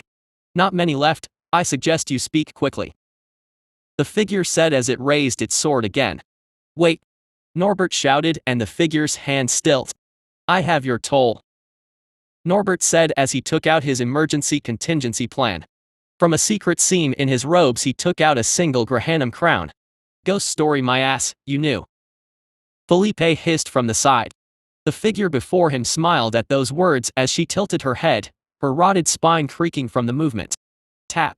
Norbert could only watch as a rusted rotted saber emerged Felipe's chest. He fell to his knees before falling face down on the deck. "With a toll paid you will have safe passage," the figure said with a smile, but she didn't reach forward to take the crown. "You and your crew may journey to the Isles of the Dead," the figure said as she raised her sword slightly, and Norbert's eyes widened as he realized what she was about to do. Tap. Tap. Tap. Tap. Tap. Tap. Ha ha ha. The figure laughed as she took the crown from Norbert's shaking hand to a choir of screams and bodies hitting the deck. The living come aboard, however much is left, the figure said as she turned and began walking down to the main deck. The figure paused as she looked at the lantern keeping the mist back. Nice lantern, the figure said as she took the lantern off the hook. Her hand glowed an ominous green and the lantern dulled before extinguishing. Instantly the mist flooded back in and Norbert could now barely see past the edge of the ship. Norbert heard a clicking in his pocket. He reached in and retrieved his compass to see it spinning erratically. Add it to my collection, the figure said as she tossed the lantern to one of the undead crew. Yes, Admiral, the undead crew said in an odd feminine voice, her words sounding distorted, muted as if uttered beneath water. Norbert then noticed that vile fetid water was dripping from their mouths. Their lungs were filled with that cursed water. Then he remembered what the two-faced admiral said before that song began.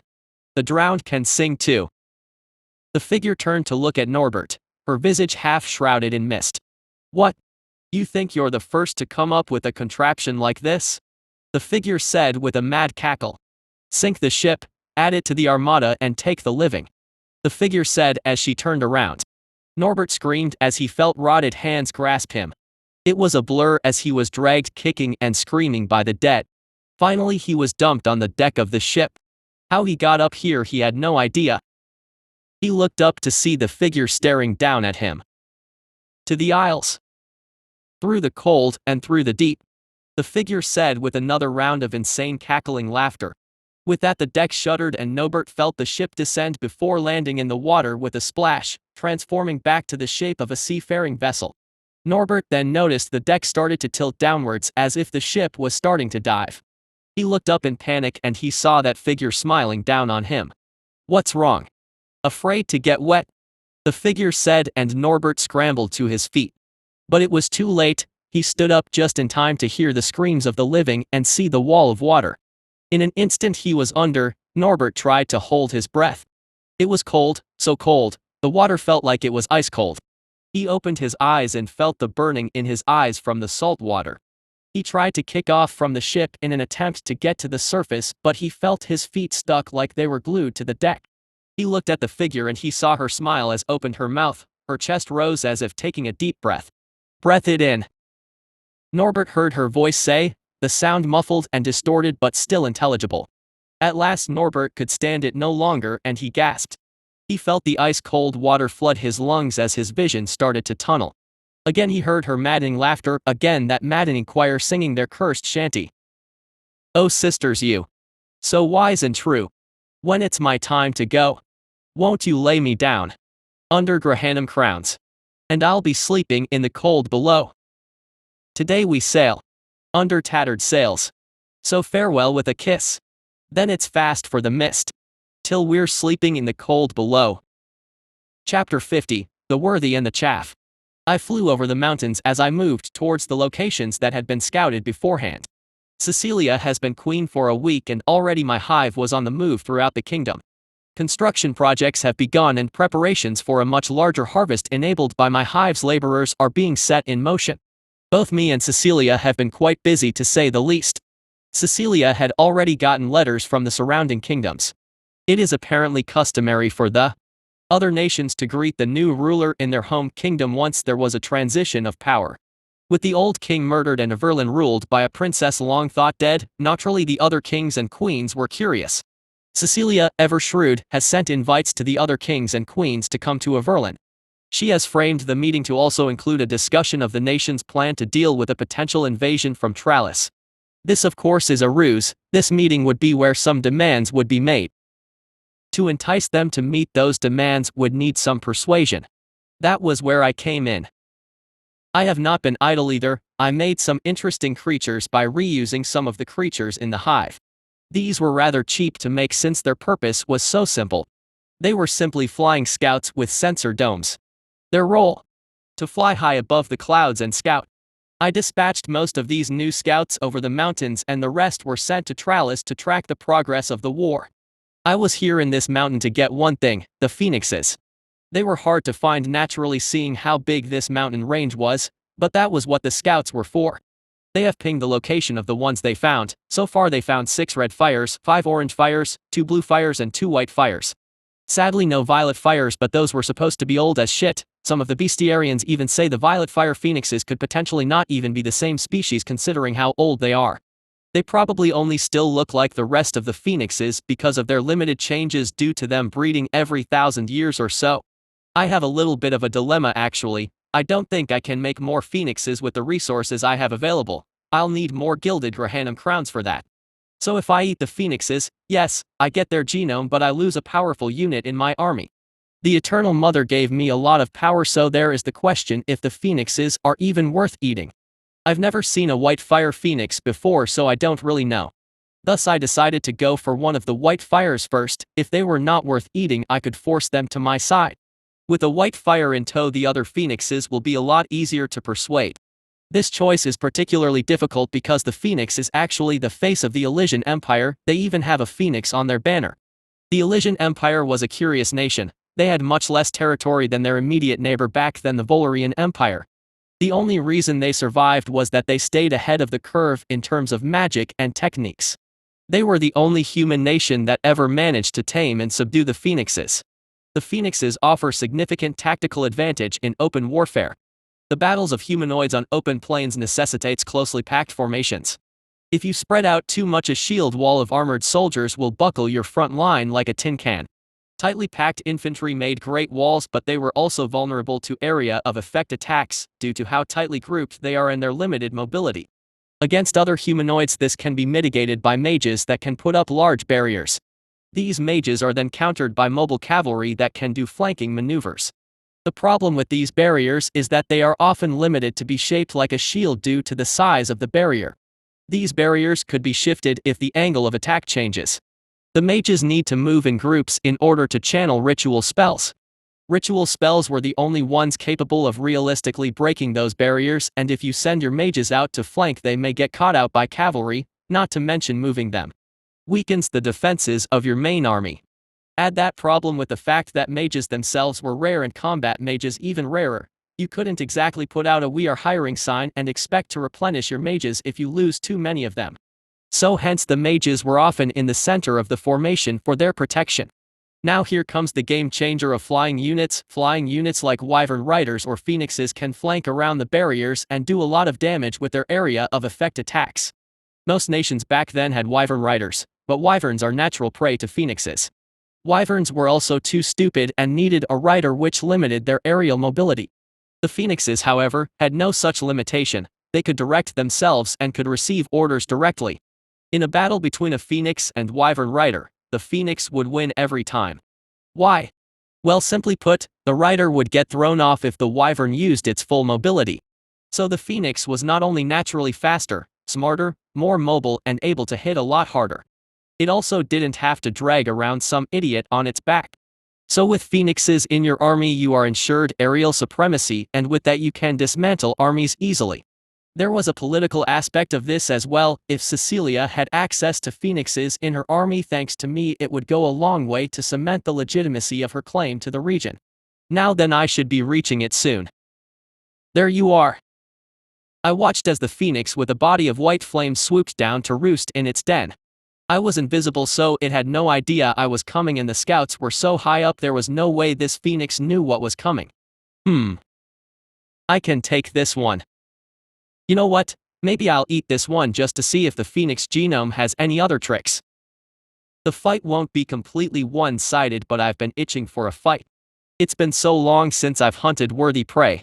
I angled myself downwards and poured power into my claws. Time for some fun. I flew at full speed into the roost that lay within a cave and raised my claws, intending to deliver a hard slash at the neck of the Phoenix. The Phoenix, sensing me, immediately parried my strike with a swing of its wings. The tips of the wings were covered with a layer of magic, and it was able to deflect a strike from my blades. Impressive, if it died just from that first strike.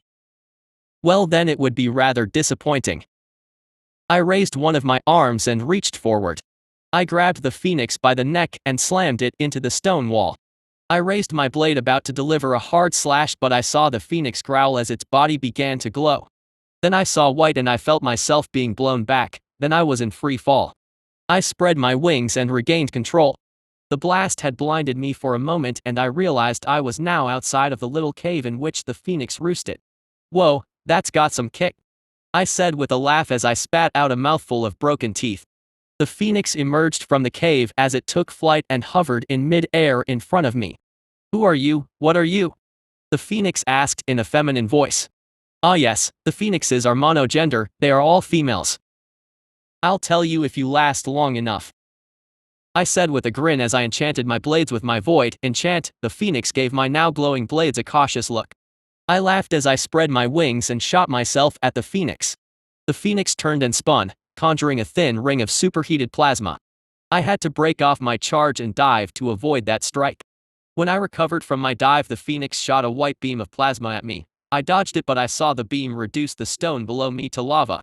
I opened my mouth and shot a solar beam. The phoenix's eyes widened in surprise as it narrowly dodged the shot. I fired a wave of void, enchant enhanced spines at the phoenix. It tried to block the wave of spikes by raising one of its wings as a shield and pouring power into the wing. But my spines, now enhanced, went through the defenses as they flew through the wall of feathers, and the phoenix yelped as some of the spines hit home. I looked closer to see some of the spines in its wing and some in its chest. Now it should split. That was one way to cleanse some of the damage. Sure enough, the phoenix split itself into a pair of decoys before it quickly reformed. The spines fell off as the bodies flickered and reformed. This was a trick unique to the phoenixes since they were more ether than flesh. So their decoys are less like magical constructs and more like temporary clones of themselves. When the clones reform into one being, the body reconstructs itself. It was like regeneration but much more resource intensive. The phoenix scowled and it turned to flee. A wise choice considering it knew nothing about me, but I'm faster. Much faster. I darted after the phoenix as it climbed to gain altitude. My wings flapped and my gravitic hover gave me a little extra propulsion. My body shape is not as well suited for flight, so the phoenix must think it can outrun me. I followed the phoenix up into the clouds and then past the clouds. The phoenix leveled off its climb as it reached its maximum altitude. The air was too thin for its wings up here, but it had larger wings relative to its body, so just based on physical traits it should be able to outclimb me. However, gravitic hover offered extra propulsion, which meant I could actually outclimb the phoenix. Since gravitic hover comes from special antenna-like growths on my body and some were on my wings, this meant I could fly like a plane at higher altitudes. The phoenix turned its head and balked as it watched me fly higher than it could manage. Now I could see it was panicking. The phoenix tucked its wings in and dived. When diving, usually the wings were not that useful in gaining speed, considering opening the wings just increased drag and thus overall contributed minimal lift when attempting to use them to accelerate. I followed close after the phoenix and I used gravitic hover to accelerate. In a dive I could easily catch up to the phoenix since I didn't have to rely solely on gravity for acceleration. The phoenix caught sight of me gaining rapidly and it opened its wings. The phoenix turned sharply and headed for the valleys between the mountains. Well, phoenixes were known for their aerial agility, so if altitude, speed and aerodynamics don't work, then the last thing on the table was agility. In some way I respected the tenacity. This wasn't blind panic. This was a thinking opponent, trying options and instantly changing tactics when it realizes a tactic that isn't working. I followed closely behind as the pair of us weaved through the jagged landscape. With rolls, ducks and turns we flew, our wings tearing over the landscape. Good thing this mountain range is huge, if not someone is definitely going to notice our little aerial dance. I was almost there. Almost right on top of it. Just a bit more. It was barely able to keep this up because, yes, the phoenix was more agile, but my increased speed made up for it just enough that I was slowly gaining on it. Finally the phoenix messed up as it took a wrong turn and ended in a narrow valley with little room to maneuver. Now I had a clear shot with my spines. I took aim and fired. To my surprise, the phoenix spread her wings to rapidly decelerate, then she split into 4 clones. My spines hit air since the phoenix's clone ability dematerialized its body for a moment, creating a small window where it is effectively invulnerable. I ended up flying past the 4 clones, I halted and turned just in time to see 4 white beams fly right at me from each of the clones. Oh shit. I raised my 2 claw arms and transformed them into armored shields. I felt the beams hit the shields and I was thrown down onto the ground with a crash. Ow. Okay, that hurt. I got off the stone floor and I looked down at my 2 upper arms, which were now stumps that ended halfway up my forearm. Dang, if that hit me in the chest I might have been in trouble. Good thing I added that little shield trick when I last modified my body. If that hit any of my organs, that might have been problematic. Well, anyway. Okay, it's all healed up now. You know, I think I'm having a little change of heart about this Phoenix. That was a good maneuver, all things considered. I thought she had made a mistake with that turn, but it was probably a trap she had planned. With that thought in mind, I flew up from the large dust cloud that was created from my rather dramatic crash landing. I saw the Phoenix flinch when she saw me emerge, seemingly unscathed. The Phoenix was clearly tired. That 4-fold blast was probably her last gambit. Now that gambit has failed, she is completely out of options. That was a good move, I didn't expect that. I said with a chuckle. She didn't reply, she just eyed me warily. She knows she can't outrun me, at least not in this state. Someone of her age can easily tell I'm not even winded nor wounded from all that. I told you I'll tell you what I am if you last long enough. I said as I transformed one of my blades into the armored shield. Her eyes widened at the sight and she narrowed her eyes as she looked at me. I have lived since your kin still roamed this world. I served one of your kind long ago. That was many millennia ago. I assume you are a newborn? The Phoenix asked. Is it that obvious? I asked with a smirk. Your predecessors would not even have bothered to kill me personally. I was beneath their notice then and I still am. The Phoenix replied calmly. There's another white fire in this mountain. Tell me who is older? I asked. I am by far. That one. She rose to the white flames a mere few centuries ago. I have been with white flames for 6 millennia. The Phoenix replied. I was going to kill you and eat you to empower myself. But after that little display, I would like to make you an offer. I said. And that is? The Phoenix replied. First, what is your name? I asked. I am Azathrun. Though I have had little use of that name for quite a while. Azathrun replied. All right, Azathrun, I am a Hive leader. I could kill you now and assimilate your power. Or I could assimilate you into the Hive. I have a need for a leader for my aerial forces. With what you just showed me, I think you'll be a good candidate. With your age, you should be quite capable of leading them, no? I said. To live as a slave. Azathrun replied with a scoff. The offer stands. I'm only offering you this because I respect what you just did. That was smart, cunning and bold. I respect all of those things. I said. Respect. I should be flattered, a devourer saying I have its respect. If I die today, at least I have gained something few have had the honor to possess. Azathrun said as she lowered her head as if thinking. What are the terms of my service? Azathrun asked. I won't make you a mindless drone. I will be able to command you and compel loyalty. But I will leave you largely untouched, but I will improve you as I grow. Think about it. Everyone has a master. Is serving a devourer that bad? You served one before. I doubt they treated you well. I know you are rare, exceedingly rare. I will not waste you. I plan to make some big changes in this world. I offer you a seat at that table. I said. I am no stranger to serving the devourers. If the alternative is death. Azathrun said softly. Did you really live so long just to die for your pride? I said. No. I suppose I didn't. Very well. I assume you will use a parasite of some kind. Azathrun said. You seem to know a lot. I said. I have lived a long time. I also know Hive assimilation requires willing candidates. Azathrun said as she turned and glided down to the ground. I followed her and landed next to her. I held up a hand and a parasite emerged from a crevice in one of my lower arms. Careful who you show that to, young one. I recognized that design. Eternal Mother. Azathrun asked. Okay. That was unexpected. Alright, I definitely need to be more careful. I already changed it. Is it really that obvious? Don't the Armazafchund use the same design? I asked. They do, but these mutagenic parasites are difficult to flesh craft. Most of the flesh crafting devourers have their own unique designs. The Armazafchund are also unable to make one as finely crafted as the one you hold in your hand. Tell me, how have you acquired this? The Eternal Mother has been dead a long time. Azathoran asked curiously. It's a long story, I'll tell you later, I said as I offered the parasite to Azathoran. I will keep my mind. Azathoran asked again cautiously. Well, mostly, I just need you to be loyal, but I also need you to be smart. Can't have a dumbass leading my aerial forces after all. So you could say I actually plan to make your mind sharper, I said as I offered her the parasite.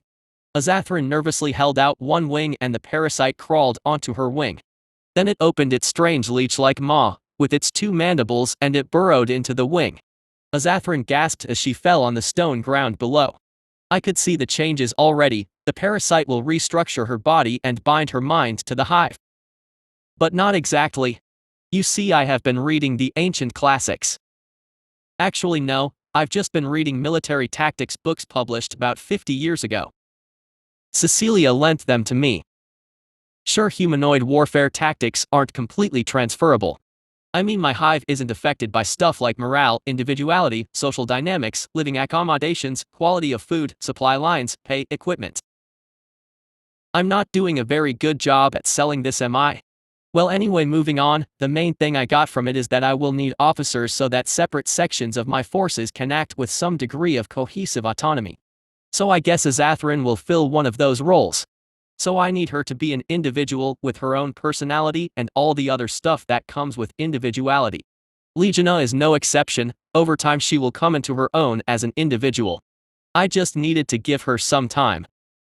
Now then, let's see, it's almost done. Should I change anything else?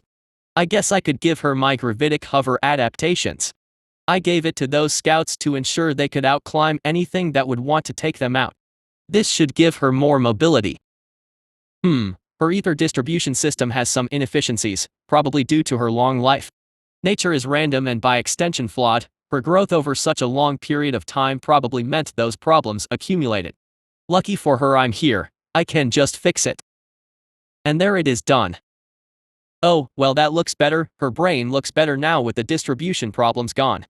Is it called a brain? It serves the same purpose as a brain, but it's made of ether. Well, anyway, it's better now. The wing shape could use some work, too much drag with this design. Okay, fixed that too. The claws could be improved too. The code for the talons could use some work. The code creates talons that are hard but a little too much on the brittle side for my liking. Alright, fixed that too. There is more I could do, but I think I'll leave it like this for now. I don't want to change too much at once. I would rather not give her too big of a shock. I've never done a creature conversion before, so I guess I'll ease her into it. As she stood back up, I could sense she was more powerful. The simple improvements I did to her ether distribution system has greatly improved her internal efficiency. A simple change for me, but an impossible task for any other species. How do you feel? I asked. Good. Feel better than I ever have. Although, the hive is surprisingly quiet, Azathoran said as I heard Legiona and the other queens send their greetings to the newest addition to the hive.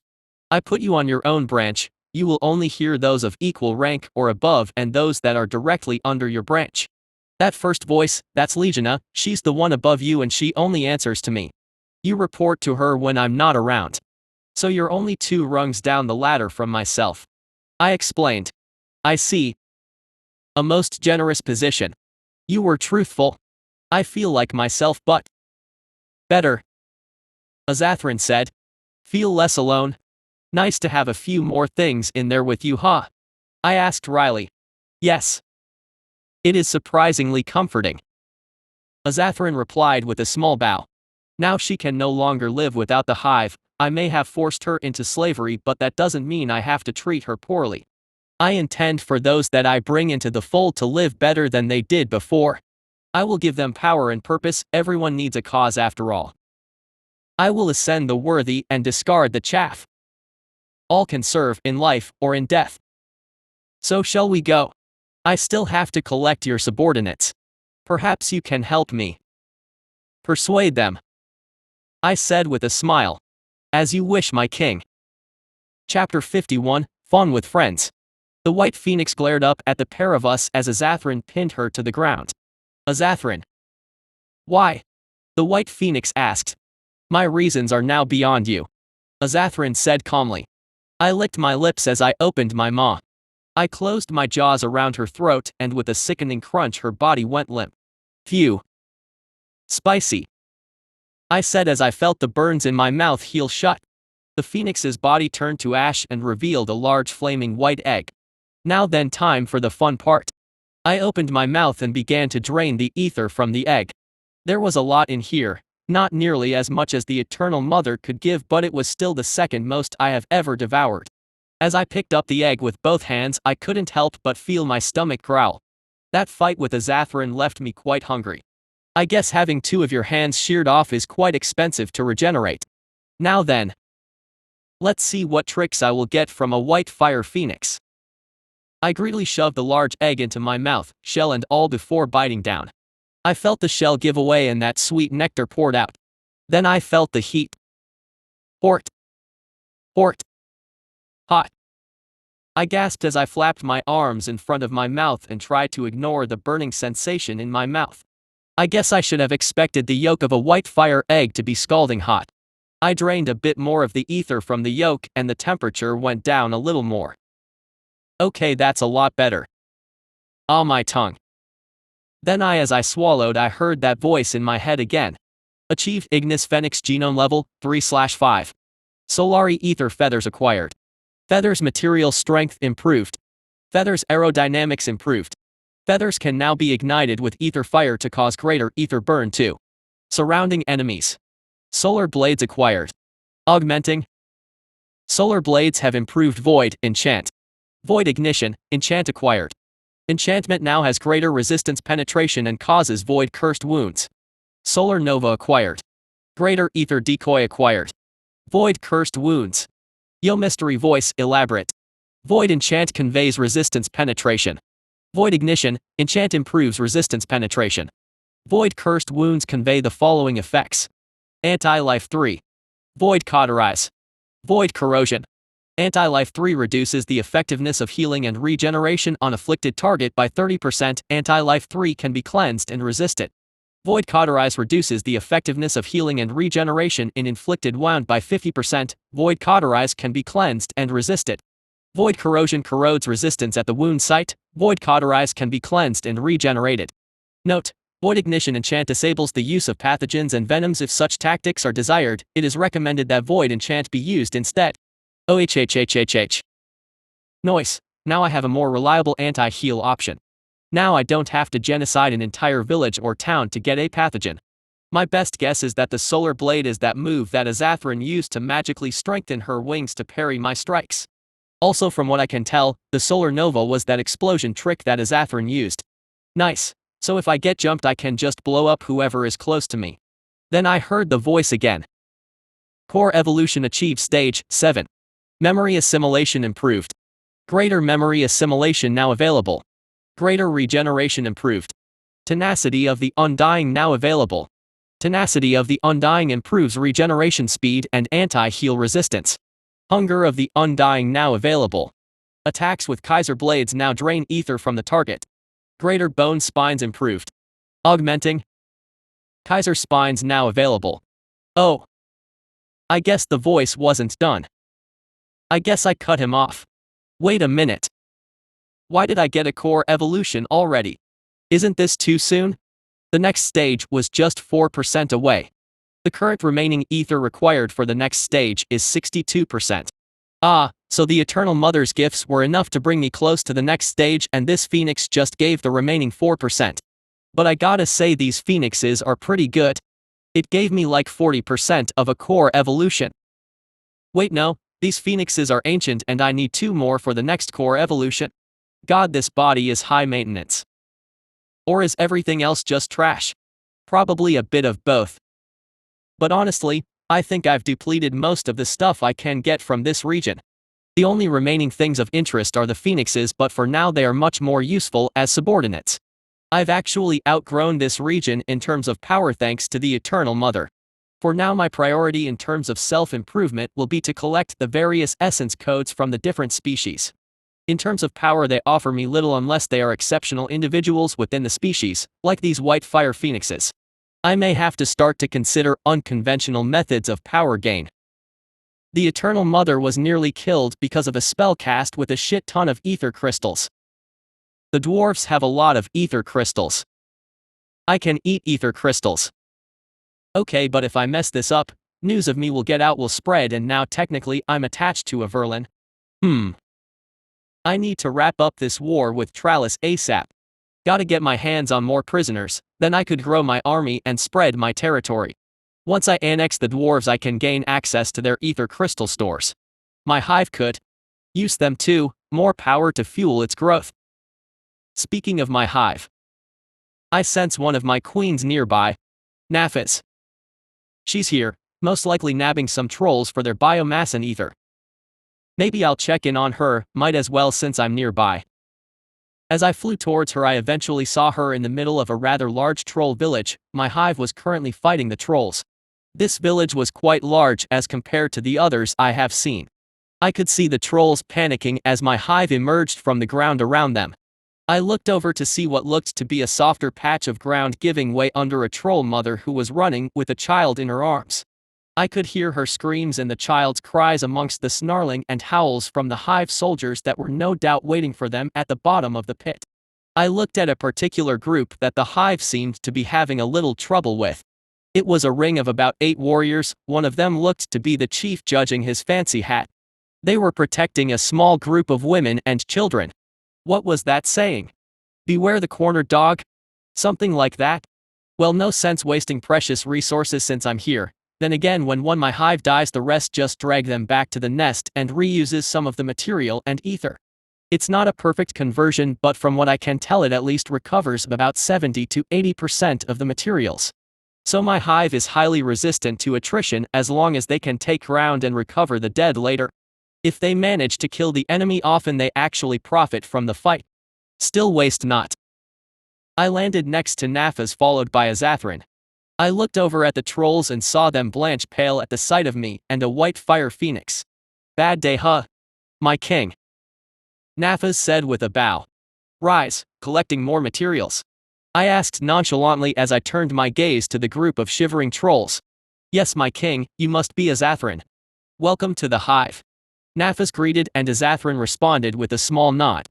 Now then you are having trouble with these guys? I asked. No my king, I am just trying to minimize losses. They are in a defensive position which is proving problematic since we are restricted to melee and they are standing on granite. This outcrop is primarily made of hard stone. It is difficult for us to tunnel through. Nafas said. Restricted to melee huh? I guess I could make some ranged soldiers, which should prove useful. I replied thoughtfully. That would be much appreciated, my king. Nafas said with another bow. Alright since I'm here. I said as I turned to face the trolls and shot a barrage of poison spikes at the trolls. It hit all the warriors and they stiffened for a moment before falling to the ground, bodies twitching from the disease ravaging their bodies. I watched as their organs failed one by one and soon they were dead, leaving behind the terrified women and children. Thank you my king, that has saved us some time. Nafas said. You're welcome. The rest should be easy. I replied as I started to hear screaming as the hive pounced on the group, claws slashing and fangs tearing. Yes it is. Nafas said with another bow. So now I just need to grab the rest of the weaker phoenixes and get that flower for Cecilia. She did win the whole bloodless coup bet after all. Wait a minute. Hang on. Legiona is talking to Beatrice. Oh this is too good. Should I? I probably shouldn't. But it would be funny. Cecilia calmly moved her piece across the board before turning back to her work. There were so many things to plan, the arrangement for the delegates for instance. Food and drink, lodgings. Schemes. Your turn. Cecilia heard Legiona say as she turned her head to see her calmly sitting there.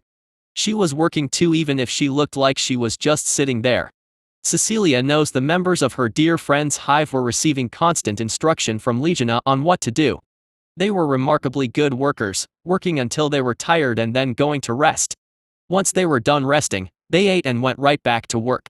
Rinse and repeat day after day. With a work ethic like that, Cecilia could do a lot of things. Legiona, what do you think of creating a little adventurer training area? Cecilia said as she moved her piece. What do you have in mind? Legiona asked. Well, the adventurers are out of a job with you and the Hive keeping the monsters in line. I think we need a new role for them. Cecilia replied as she moved another piece. Perhaps a new military force? Legiona suggested as she moved another piece. Yes, I'm thinking we could make them a force that can fight alongside the soldiers of the Hive, like specialist soldiers that are trained to fight with monsters as allies instead of keeping the two groups separated. Cecilia suggested as she paused on what piece to move. This is kinda bad. She was slowly getting cornered on the board. Yes. That could work. It would go a long way to earn the acceptance of the people with men and beast fighting side by side. Legiona replied as she gestured to the board. There then. Cecilia said as she moved a piece. So what is it about this training area? Legiona said as she instantly moved her piece. The adventurers are trained for a job that is no longer needed. But their knowledge and skills can be repurposed. I want to create a training area to help with this transition. We need to give them a place in our kingdom or they will travel to other nations. There they may take up arms against us. Cecilia said as she moved another piece. Some will regardless. Volnil says some of the adventurers are not willing to work with us. Some have already left. They are mostly the lower ranks. The higher ranks of gold and above have mostly decided to stay and see how the situation develops. Legiona said as she took one of Cecilia's pieces while cornering another. With age comes wisdom, I suppose. It is good that wisdom has prevailed with the more powerful adventurers. When you are young, it is easier to accept simple truths, like all monsters are threats. The older and more veteran adventurers will know the benefit of having the beasts on their side. Cecilia said as she began retreating on the board. Things are not looking good here. Yes, they see the merit of your vision. Legiona said as she advanced on the board. Of our vision, this would not be possible without my dear friend. Cecilia replied as she paused on the board. I'm checked in 3 moves, aren't I? Cecilia said with a small smile. You are. Legiona replied with a small chuckle. Good game. Cecilia said as she laid down her king. There goes my 4th win in a row. Cecilia said with a small sigh. That's 9 for me, 8 to you. You are getting better. Legiona said as she magiced the pieces back into the starting positions. Well, I don't have much practice with worthy opponents. I must say, this is very fun. I always did like a challenge. Although my dear friend is uncannily good at this, he beat me right after I taught him the rules. Cecilia mused. He can read your physiology much better than me after all. He told me you coil your right pinky finger when you start to scheme. Legiona said with a chuckle. Oh, then that is something I must correct. Cecilia said as she waved her hand and magically reversed the board. Victor's privilege, you first. Cecilia said with a gesture of her hand. One more for me to win. Legiona said with a smirk as he made her first move. Yes, to first to 10, but the fight is not over until the last king falls. Cecilia as she cast her gaze to the list of sovereigns that would be arriving in Averlin in a few days' time. Cecilia smirked as she looked at 2 of the names on the list, Princess Maria of Averlin and Prince Silas Tralis. It was a clever little ruse if Cecilia does say so herself. Maria was her cousin, they had played together when they were children.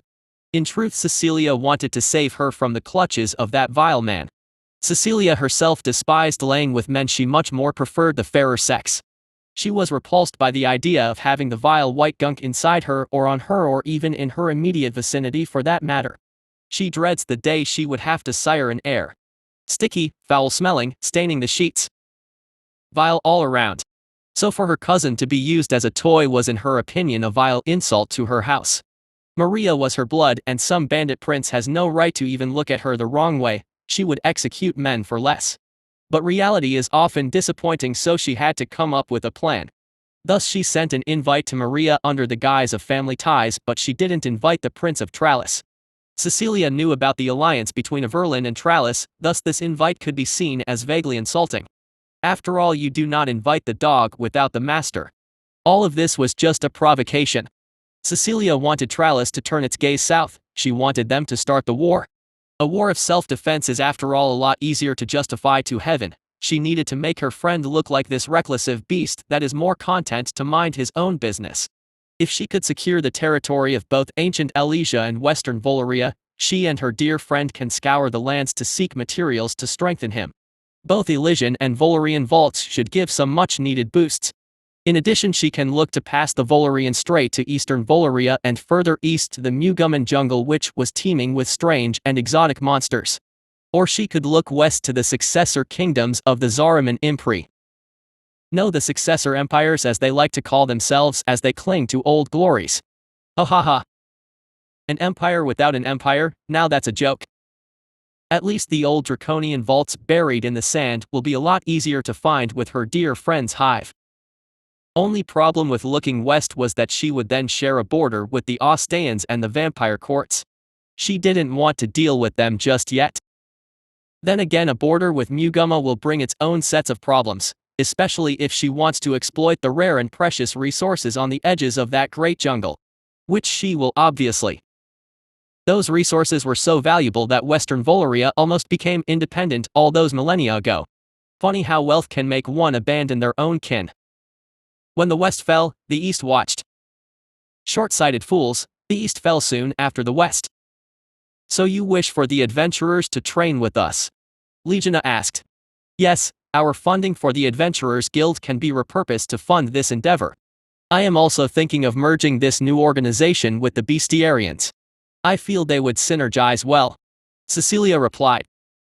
Yes. We struggle to understand your needs. We find you all a little temperamental, no offense. Legiona said calmly. None take, but yes, we can be. A human perspective would be useful in such collaboration. Especially the perspective of those as well educated as the Bestiarians. Cecilia replied. On that I must agree. Legiona said as she moved the first piece. Then Cecilia heard a knock on the door. Come in.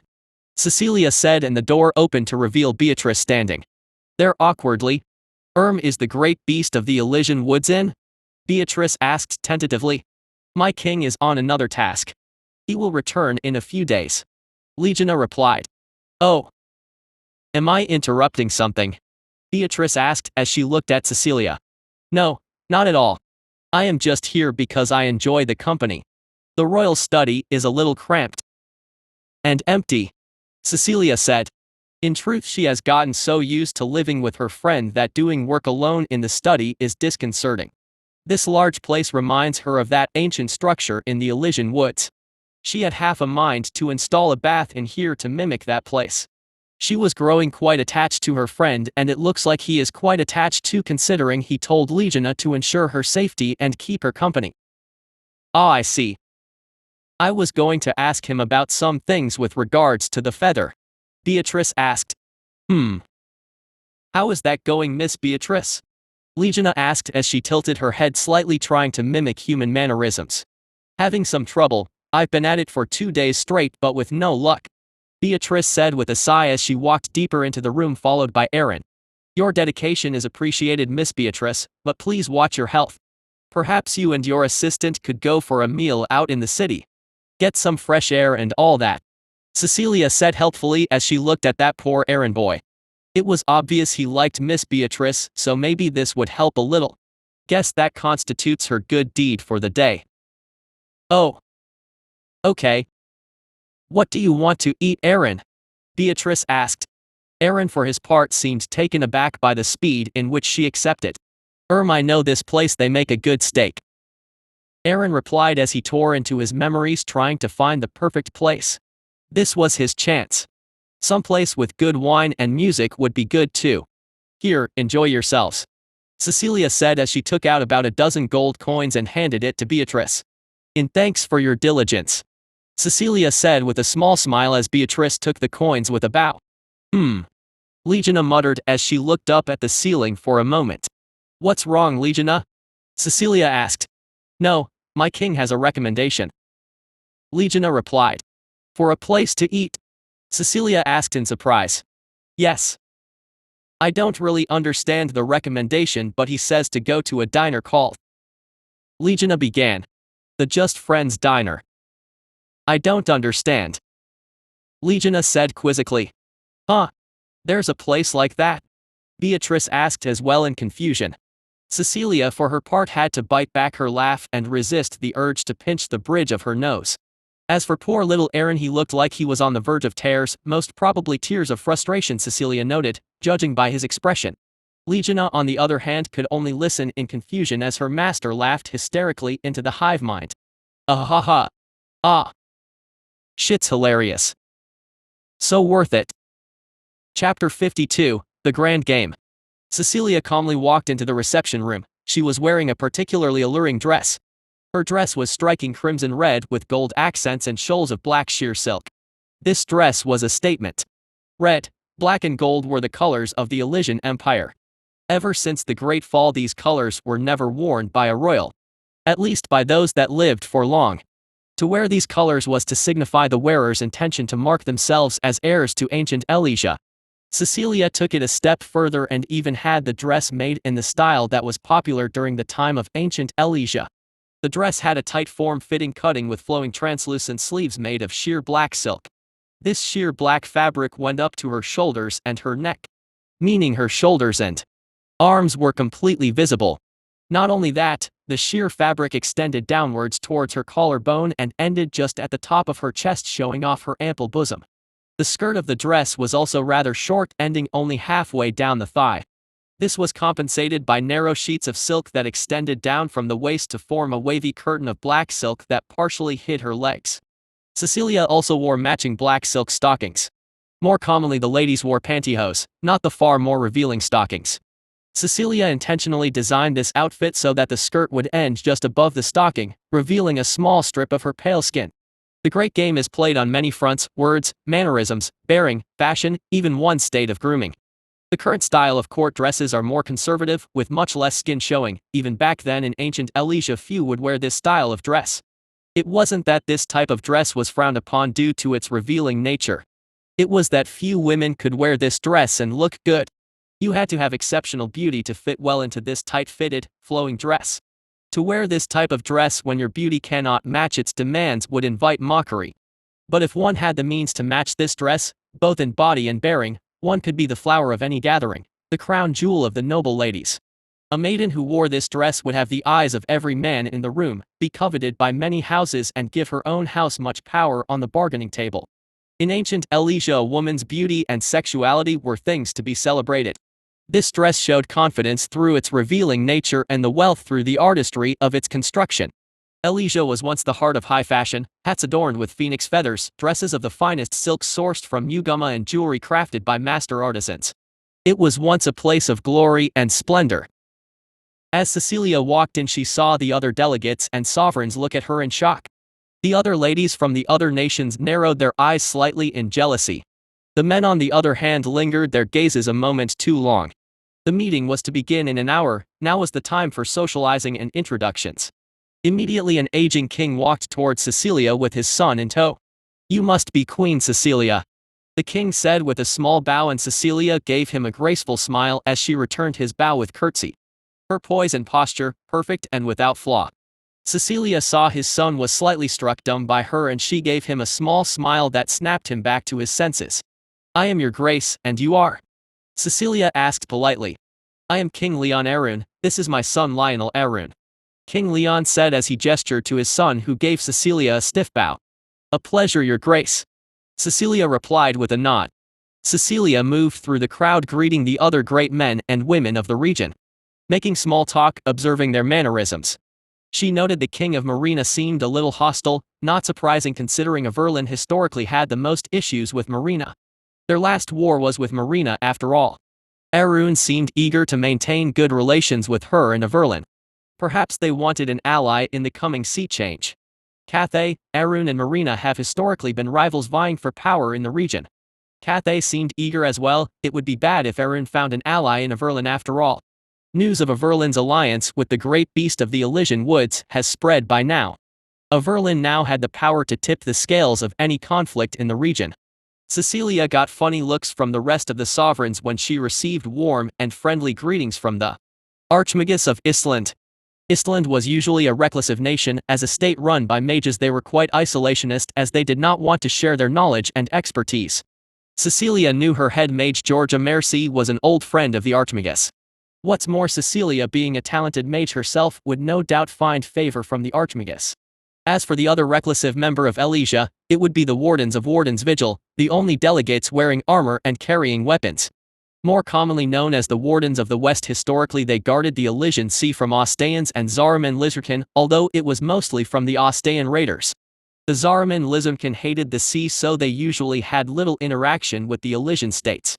The Lord Warden of Warden's Vigil gave Cecilia a neutral greeting, but his eyes betrayed the fact that Cecilia intrigued him. It was no secret that the Wardens of the West longed for the reunification of Elysia. They were after all a sacred order tasked with defending an empire that no longer existed. The Wardens had a powerful navy and were capable warriors. They say a single Warden is worth 5 mainland Elysians. They are sworn to only obey the commands of the ruler of Elysia, so in their eyes the other kings and queens in the region are no different from provincial lords. Istland and the Wardens have a mutual defense pact. That was how these two small factions have remained independent. The Wardens provided the brawn, and the mages of Istland provided the magic. With all the other nations listed, that left poor discarded Averlin. Cecilia narrowed her eyes when she saw Prince Silas of Tralis. He had just been snubbed by the Lord Warden, who simply scoffed at Prince Silas's greeting and walked off. Prince Silas was now speaking with the King of Marina, and the Wardens in attendance were giving the pair dark looks. Cecilia saw Maria standing quietly behind the prince like a common servant. In contrast to the other Elysians who wore dark colors in the tradition of Elysia, she wore a dress of bright blue. The colors of Volaria. Cecilia could sense the scorn from the other ladies as they gave Maria looks of disdain. It wasn't that surprising, considering the Prince of Tralis has decided to humiliate her even more before the other great men and women of Elysia. Maria was wearing a poorly fitted Volarian-style dress and what looked to be cheaply made Volarian jewelry. Cecilia knew for a fact Maria had better livery than the cheap gold she wore. She wasn't even wearing her royal circlet. No doubt the prince wanted to degrade her before her peers, signaling to the Elysians that Maria was now his property. Compound that with the fact that Elysians usually regarded Volarian goods as inferior and having poor taste, and Maria was looking like a disgrace to Elysia. Maria looked miserable with her head down, fighting back tears as she tried to make herself look as small as possible. Her lord father didn't even come. Perhaps he was too ashamed, so he let his daughter suffer in his stead. Cecilia walked towards Maria, her strides with purpose and confidence. She was going to show that in her eyes Maria was Elysian, no matter what anyone else says or thinks. Maria raised her head as she saw Cecilia approach, and her eyes widened at the sight. Cecilia gave her a gentle smile as she reached out and took Maria's hand. "Hello cousin, how are you?" Cecilia asked gently as she held Maria's hand. Cecilia could feel Maria's ice-cold hands shaking, and Maria put on a stiff smile as she replied, "I am doing well, cousin." Maria replied softly, "That's good to hear," Cecilia said as she gave Maria's hands a comforting squeeze. "Ah, Queen Cecilia." Cecilia heard Prince Silas say, and Maria visibly flinched at the sound. Cecilia didn't reply immediately. Instead, she gave Maria another gentle smile as she squeezed her hands. Then she turned her head to face him, not bothering to face her body towards the bandit prince. This was another veiled insult. Cecilia greeted Maria before Silas, and she delayed her response, and now she can't even be bothered to properly face him in conversation. Cecilia felt Maria pull her hands back as she shuffled to the prince's side. Cecilia knew Tralis could kill House of Erlin whenever they wanted. So Maria still had to play the part of the loyal vassal and concubine. Cecilia, seeing this, turned to face Prince Silas. It was a good thing Maria was still calm enough to know what the smart thing was to do. In truth, Cecilia was in a way ensuring the safety of House of Erlin. Although humiliating, this showed Prince Silas that House of Erlin was still subservient to them. "Greetings, Your Majesty," Cecilia said with a sweet smile, moving on as if her insult never happened. Cecilia just used the honorific of a royal, not a sovereign, implying that he was below her in station. Well, if this prince wasn't going to bow to a queen, then Cecilia wasn't going to give him any courtesy.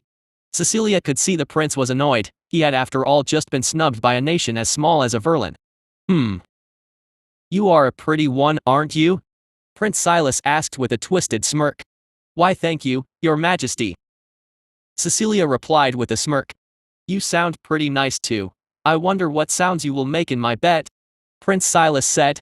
This statement made the room go silent as everyone turned their gaze to Cecilia and the prince. Her royal guards must be surely stunned by that statement, because they didn't react immediately. A moment later she heard the sound of swords being pulled from scabbards. Cecilia shot her hand to the side and her guard stilled. She saw the trellis guards all had their hands on their swords. Calm yourselves, there is no reason we can't be civil. Cecilia said calmly, as she extended a hand out to gesture to the trellis delegation. She wasn't worried at all. After all, she could turn the entire trellis delegation to paste if she so desired. Cecilia channeled a spell and her hands glowed blue as Prince Silas lifted off the ground scrabbling at his throat. His guards leapt forward, but with a wave of her hand his guards were on their knees bound by magic chains. Then Cecilia saw Maria grab her hand as she looked at Cecilia in panic. Cousin, please release him. Maria stammered, her voice quivering. Cecilia paused for a moment and then she released the spell. As you wish, cousin. Cecilia replied calmly. Cecilia smiled coldly as she watched the bandit prince scramble to his feet, his face purple with rage. Then Cecilia heard armored footfalls from behind her as she turned her head slightly to see the warden standing next to her facing the Volarians. The warden's prowess in battle was legendary. They fought the fierce Ostaeans in the Elysian Sea every season of every year for the past few millennia. They were probably the best warriors in both Elysia and Volaria. The wardens were loyal to Elysia and as far as they were concerned the Volarians had just insulted one of their own. Cecilia saw the prince glance at the wardens as his rage cooled. He may be a brute but he wasn't stupid. The Lord Warden could probably kill all of them just by himself. I will remember this, Cecilia of House of Erlin. When my armies march south and I get my hands on you, I will tie you to my bed and make you scream till your throat tears. Silas said venomously. Noted, your majesty, then I suggest you conserve your men in your little war with Pelis. You will need every soldier you can get your hands on if you think you can break Elysia. Cecilia replied with a cold smile. Fee. Prince Silas said as he turned his gaze to Maria. Perhaps a preview on what I will do to you. Prince Silas said as he grabbed Maria. He spun her around and tore the back of her dress open. Maria screamed as she grabbed the front of her dress to stop it from falling. Her tears now flowing freely down her cheeks, ruining her makeup.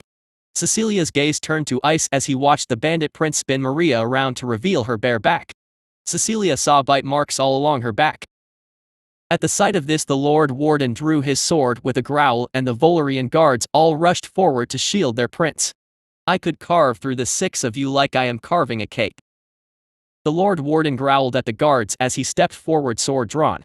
The guards all took a shaky step back from the 2-meter-tall armored warden, his black and red armor clinking ominously with each step. Lord Warden, let him throw his petty insults and indulge in his barbarism. What else would you expect from a Volarian? Cecilia said, her tone dripping with disdain. Go home, little prince, come south when you wish. But before you go, look into my eyes. You see the color? Some say they see roses, some say they see rubies, others say they see fire and blood. I look forward to the day I gaze upon your capital with my own eyes. Cecilia said. Oh, you'll see it, little queen. You'll see it bare and naked as I march you through the streets. You will rue this day. Prince Silas spat as he turned around and began marching out. Cecilia could only watch as Maria scurried after him, clutching the front of her dress. Although this pained her, she knew Maria would have to pay for this in some way. But this was the only way to save Maria in the long run. That little dream of his that he wants both Maria and herself bare on his bed will keep Maria alive. When all is said and done, she will give Maria a razor and jug of weak acid. Then Cecilia can just leave her in a room with the prince. She can take her vengeance then. If Cecilia wasn't here, Maria's life would be a dead end. If Tralis won, Maria would be a toy for the Prince of Tralis, eventually ending up with his progeny in her belly. If Elysia won, then Maria and her family would either be executed for turning traitor or dethroned and their lands assimilated. Most likely by Marina due to their shared border. The only way for Maria to have a decent future was for Cecilia to defeat Tralis and bring the other Elysian states in line, while at the same time ensuring heaven views this war as a war of self-defense by Elysia. A delicate game, but one Cecilia has the confidence to play even if she had to endure some unsavory consequences. Tell your mediocre craftsmen and artisans to build me a bath in your palace. One day soon I will bathe in your capital. Also have them put a mount on the wall. I will need somewhere to put your skull. I want to look at it as I enjoy the hot water. Cecilia said to Prince Silas's back, goading him further. Cecilia didn't really want the bath, she just said it to mock the prince and put the picture of her bare body in her mind. Lecherous men think with their balls more than their heads. The prince paused as he turned to look over his shoulder at Cecilia. He gave her a cruel smile, no doubt fantasizing about what he thought he was going to do to her. Cecilia had heard from Sarana that he liked to choke his partners. His gaze shifted to her ample chest, then he turned and walked out. The fool. He had no idea what was coming. There was a reason no one here has seen her dear friend yet, after all. Cecilia wanted Tralis to underestimate her and march south, then when her friend joins the fray with his army, the plains of Elysia will run red with Volurian blood, and Cecilia isn't kind enough to return the bodies. They will fuel her dear friend's hive as they march on their capital. There's going to be a lot of empty coffins. Although this may cause some outrage and indignation from the surrounding nations, the very recent memory of the slaughtered army will keep them in line.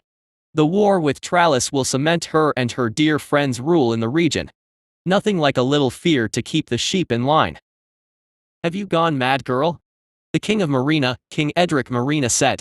Your grace, do you truly think that Tralis will leave Elysia be if we show him deference? Cecilia replied calmly. I just did all of you a favor. Cecilia said as she calmly turned to face King Edric. A favor? King Edric asked hotly. Would you rather Tralis march down hastily in spring, or would you prefer they march down after annexing the other successor Volurian kingdoms and bringing their men and resources to bear against us? Cecilia asked. Yes, Tralis also will not be able to send their full might south with their borders less secure. Lord Warden Gabrian Alder said gruffly. Thank you, Lord Warden. Cecilia said with a small nod. The Wardens lived and breathed war, it was in their blood, and no one knew conflict better than them in the region. So his words on tactics carried a lot of weight. An angry and impulsive foe is a foolish enemy. The Archmagus Reg Malik of Istland added calmly. Shall we head for the gardens? We should discuss the future. Cecilia said calmly. Cecilia watched as the Lord Warden looked at the Archmagus. The Archmagus gave the Lord Warden a wry smile, and the Lord Warden nodded in return. Cecilia turned and began walking towards a nearby door that led towards the garden. Cecilia heard the sound of the heavy armored footfalls of the Lord Warden and the staff of the Archmagus tapping the ground as they followed behind her. This is where it gets interesting. Chapter 53, Great Beast of the Elysian Woods. Cecilia took a glass of wine as the server offered one with a bow.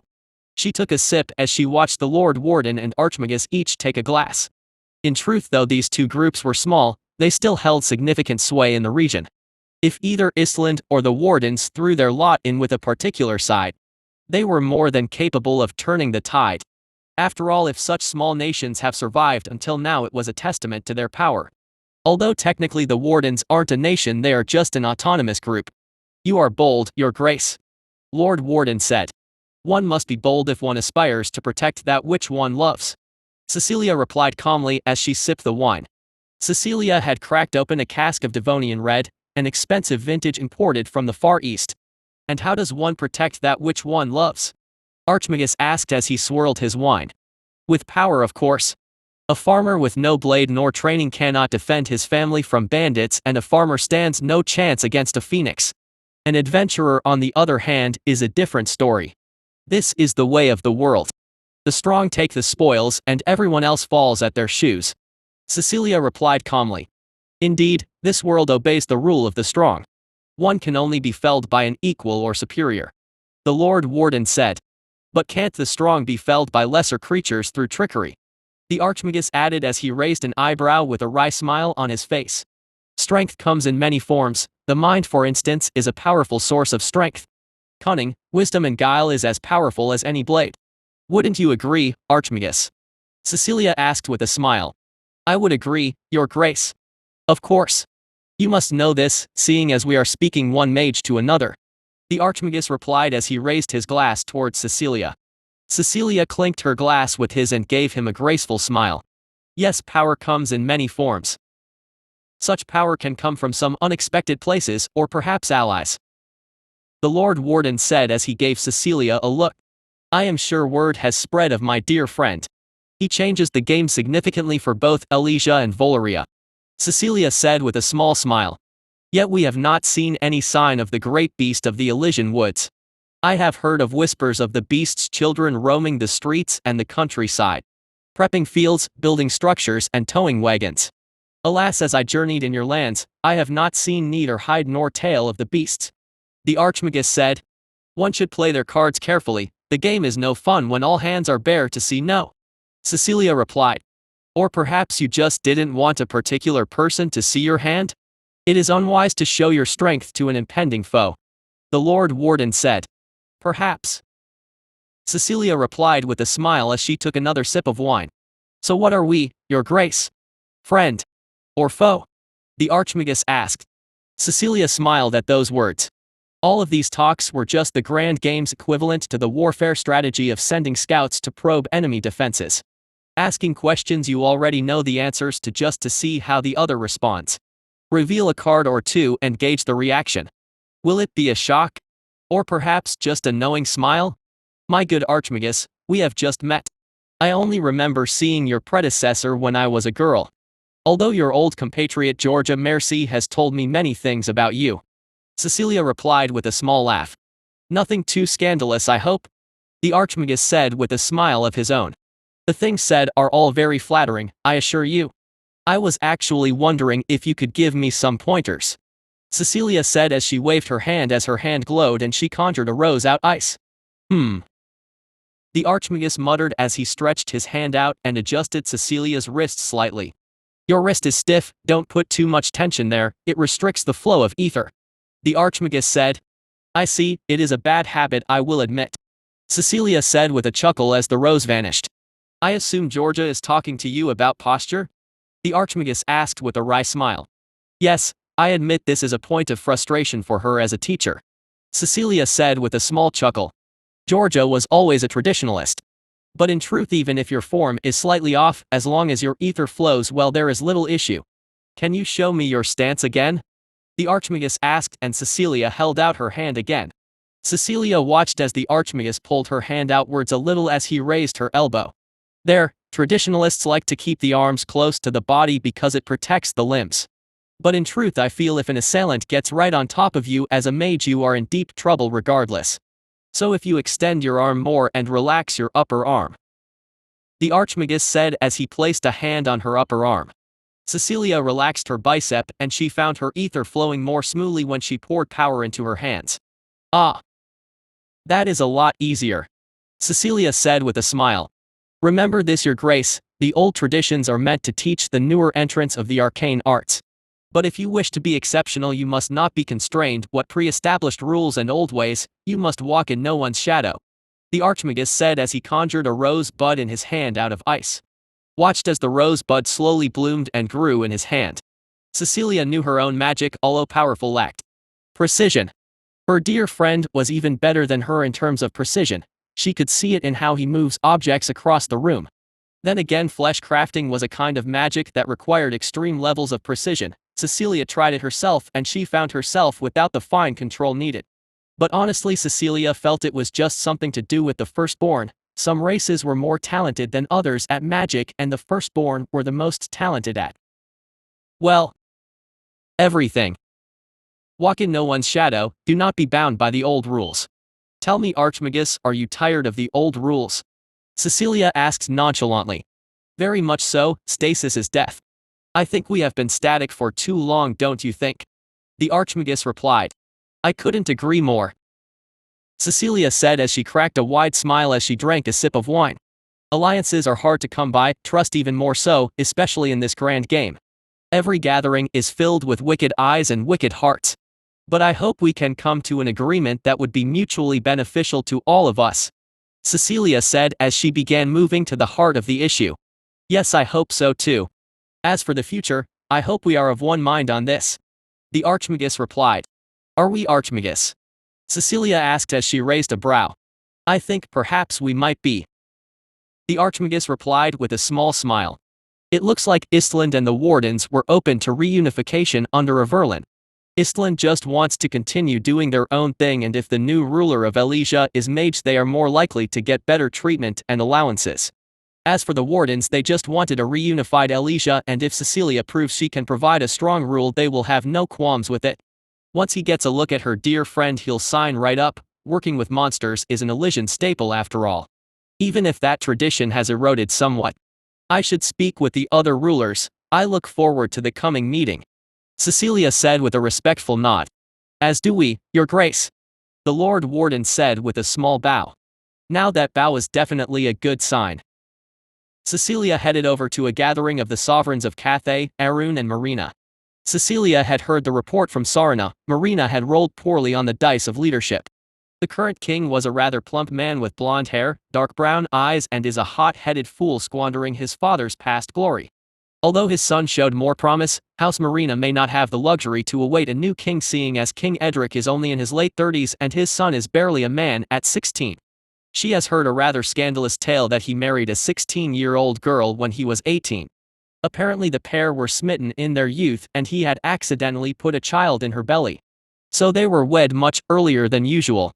Officially you are an adult at 18 years of age, but that rule can be bent if the situation requires.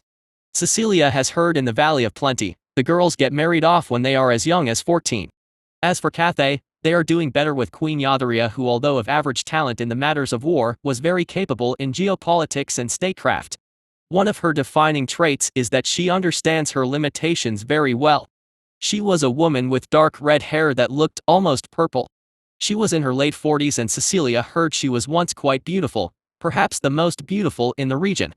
She had 4 children, an eldest son, a younger daughter, and a pair of twin girls who were entering their teenage years. Arun was ruled by King Leon, an aging man in his 50s with middling ability and an aspirous constitution. He was often ridiculed for reaching too far and biting off more than he could chew, which wasn't a lot to be fair. His son unfortunately had a meek disposition, with even less ability than his father. His other daughter was only 12 and showed more promise. But from what Sarana's report said, his son was the one being groomed for the throne. Some rumors said the king always suffered from fertility issues, which would explain his shortage of children. Cecilia, for instance, had 3 siblings and her father was only in his 40s, with Cecilia being sired on her father's wedding night. Well, she had 4 siblings and her father was in his 50s when he took that sword to the chest. I think you are ill-prepared to hold the Elysian Gate, Your Grace, the Queen Yadharia of Cathay said calmly to a very annoyed King Edric of Marina. Marina's security is not in question. We hold the Elysian Gate. That gate has held back the invaders for millennia, King Edric said dismissively. We agreed to sit by as you waged your little war against Averlin and Averlin because we trusted you to hold that gate. Averlin was in decline and Averlin was obsessed with trade. You were the best candidate to hold the Elysian Gate. But now, I confess I am beginning to doubt that statement, Queen Yadharia said calmly. Fee, and you are in a position to talk because you give us that pittance payment every year to maintain it, King Edric challenged. Your military diminishes every season. As it stands, this is a dangerous arrangement, King Leon added. Cecilia smiled as she approached, typical of these 3 rivals to constantly throw barbs at each other. Greetings, Cecilia said sweetly as she joined the conversation. Greetings, Your Grace. I still remember when you were as tall as my knee, Queen Yadharia greeted with a gracious smile. Time flies, Your Grace, Cecilia replied with a small laugh. Treasure your youth, age punishes more than any lash, Queen Yadharia said with a small smile. Greeting, Your Grace. I see the Averlinian garden's beauty has not diminished over the years, King Leon said as he cast his gaze around at the beautiful garden. The garden was indeed beautiful. Some say this garden is the most beautiful in the region. However, in truth this was just a rather crude compliment. Women are often called flowers after all. It was just an indirect way for the king to compliment her beauty and the women of her house.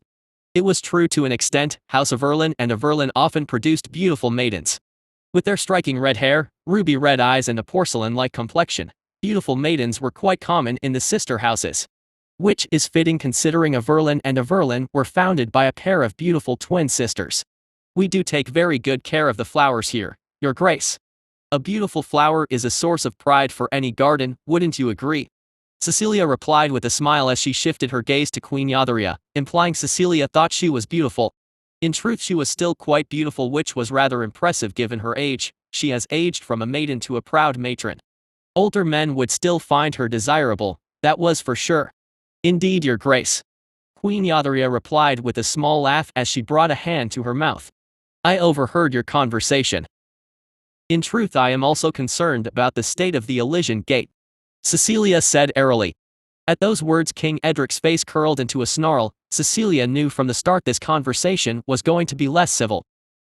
Verlin and Marina have been tense in relations for quite some time. Your forebearers were incapable of holding the gate, so obsessed you were in commerce. King Edric retorted. Yes, my grandfather and father did like commerce, and if I recall, so do you. Cecilia replied with a small smile. Yes. I heard a little bird say you slowed military recruitment and you now have 2 new trade galleons sailing your waters. Queen Yadharia added. And you think you would hold the gate better? King Edric challenged. Oh heavens no, Cathay is too far from the border. My humble nation's security relies on the grace of the wardens of the West and the custodians of Elysian Gate. Queen Yadharia replied with a small laugh. Cecilia's smile widened slightly at those words. That choice of words was very specific. She said custodians of the Elysian Gate, implying that she didn't care who held the gate as long as the gate is held well. And judging by King Edric's face that was getting more and more purple, he caught that insinuation as well. What are you implying, Your Grace? King Edric replied as he seethed. Oh nothing, Your Grace. Queen Yadharia replied with an airy laugh as she waved her hand as if to dispel a misunderstanding. I am just concerned. I am a mother after all. I heard the bandit prince likes to pluck flowers and I have 2 beautiful little twins. They will have their first blood in a few years. I would rather their first blood stain their undergarments and not that bandit prince's sheets. Queen Yadharia said as her tone grew slightly cold at the thought. Yes, I have a young daughter as well. I am also concerned on this matter, especially since I have heard that the wards are fading on the Elysian Gate. King Leon added. Is that so? Well, that is concerning news given the circumstances. Queen Yadharia said as she cast her gaze to King Edric. In truth, I have heard similar songs from my own little birds. That is why I have called all of you here. The heirs of Elysia need a new leader in the coming war. We cannot be divided when we face the storm to come. Cecilia said calmly. And who will lead? A young queen like yourself? You are barely a woman, little queen. What do you know about war? King Edric challenged. Very little, Your Grace. Cecilia said with a smile as she locked her gaze with King Edric. But I know someone who does, someone who has seen war and conflict tear this world apart. Someone who has seen the wars that shattered empires. Someone who has lived longer than all of us combined. You can throw our fathers and mothers in as well. It would make a little difference to bridge the gulf. Cecilia said with a smile. The great beast of the Elysian woods. Awakened from his slumber in an ancient Elysian vault, if the songs of the birds hold true. Queen Yadharia said. Yes. Some young adventurers sought treasure and they found death instead. King Leon said. You are both well informed. Cecilia replied with a chuckle. Adventurers like to talk, Your Grace, they aren't the subtle sort. Queen Yadharia said with a small smile. But of course birds hang from many trees. I found a few crimson birds with a spider's mark in my court after all. Queen Yadharia said with a knowing smirk as she implied she found some of Serena's spies. Cecilia could tell she wasn't upset. Spies were everywhere, that was just the way the game worked. Or perhaps they are just the birds the spider wants me to find. Queen Yadharia said as she took a sip of wine. Knowing Lady Serena, probably the ones she wanted you to find. Cecilia replied with a light laugh. I suspected as much. But with such a capable spymaster, surely you must have heard some songs from the north. I hear the spider's web stretches from sands of gold and past a narrow sea. Queen Yadharia asked. Cecilia muttered as she took a sip of wine as if considering whether she should give her this little gift. Very well. As a gesture of good faith I will tell you this. The bandit prince found a particularly fair mage in his war against Tralis. He desired her, so he made her tranquil. I also heard he now makes her crawl through the palace like a dog, naked as the day she was born, as some sort of twisted jest when it pleases him. Cecilia said softly as she took another sip of wine. TCH. Volarians. King Leon muttered in disdain. That is concerning news. Queen Yadharia muttered as she took a deeper drink from her glass of wine. Cecilia knew that Queen Yadharia's firstborn daughter was a year older than Cecilia and studying to be a mage. She was decent, nothing exceptional but decent. Also much more concerning, like her mother she was quite beautiful. As far as Cecilia has heard, the three beauties of Elysia were herself, Maria and Queen Yadharia's daughter. As to which is the most beautiful? Well, beauty is in the eye of the beholder. And some would want all three. This was another ploy by Cecilia. With news like this, Queen Yadharia would be more inclined to accept her claim to the region. Do you feel your friend can turn the tide? Queen Yadharia asked. I know he can do much more than that, your grace. Cecilia replied, and Queen Yadharia paused, thoughts running through her mind before she gave Cecilia a small nod. Cecilia cast a look at King Edric of Marina and he was not happy to say the least. Having Istland and the wardens on her side was one thing, but having Cathay as well was something else entirely. The very fact the Lord Warden and Istland went to speak with her first instead of recusing themselves was a statement in and of itself. If Cathay signed with Averlin, then Arun will have no choice but to sign as well. There is no way they can defend their territory when assailed from both sides. That would leave most of Elysia standing behind Cecilia, and then Marina would have to bend to her will or be branded a secessionist and broken under her heel. Honestly, Cecilia hoped King Edric would just swallow his pride. Killing the soldiers and civilians of Marina is quite the waste. It would be like burning a petulant child's room when the room is in your house. Pretty bad plan overall, she must admit. So you would truly bow to this young queen? She was the one who provoked the trallis. If it wasn't for her we would have more time to prepare. King Edric said, his face now purple. Look at me, your grace, my very existence is a provocation. Cecilia said as she gestured to her voluptuous body that was accentuated by the dress. I would rather trallis charge in bullheaded rather than well planned and prepared. Queen Yadharia replied calmly. Fee. Well, I will say this. The line of House Marina will end before we bow to House of Erlin. King Edric spat. Well, that was blunt. Cecilia was honestly quite disappointed. She had hoped claims of his foul temper were just exaggerations. It seems her friend is right, reality is often disappointing. If you are so eager to depart the mortal coil, that can be arranged.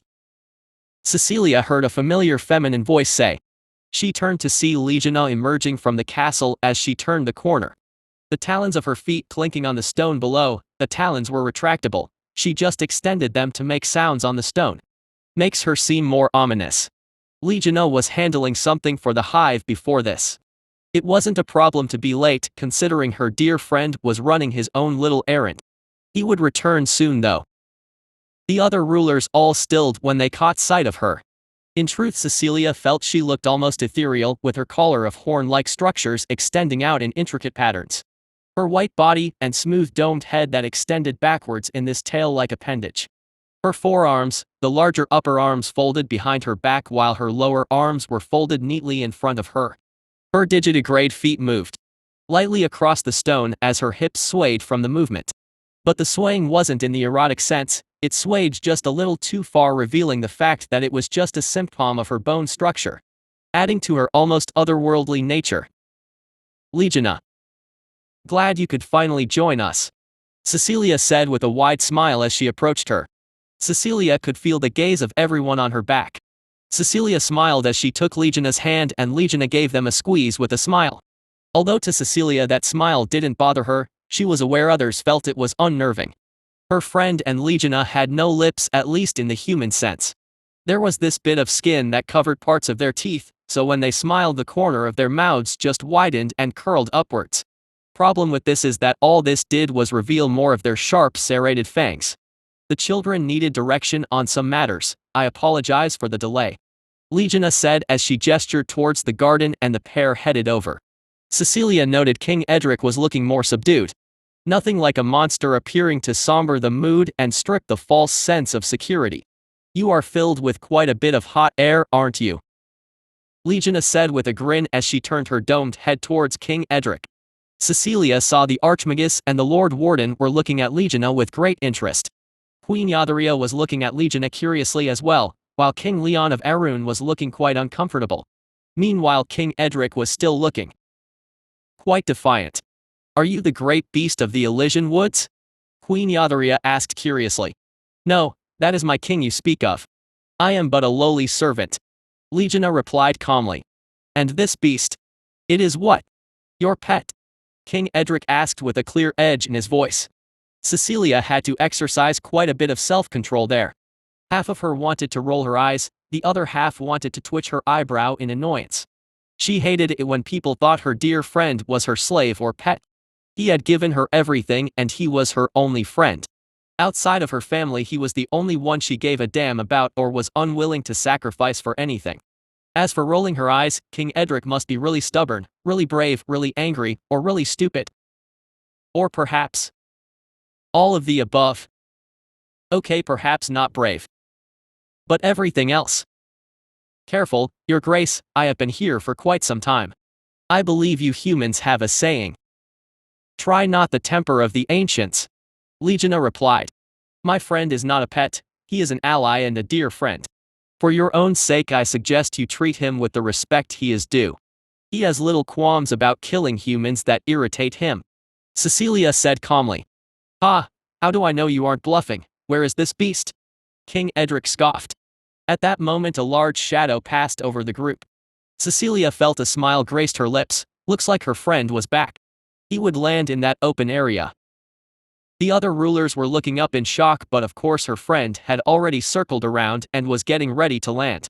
Knowing her friend, he did that little shadow thing on purpose. He always did, like a little theater. "Come, it is time to meet my dear friend," Cecilia said as she began walking to a particular area set out for her friend to land from his excursions. The people of the city have largely gotten used to a giant monster flying overhead every once in a while. Cecilia could hear the other rulers following her. Despite their reservations as rulers, they still needed to know what was flying around in their backyard.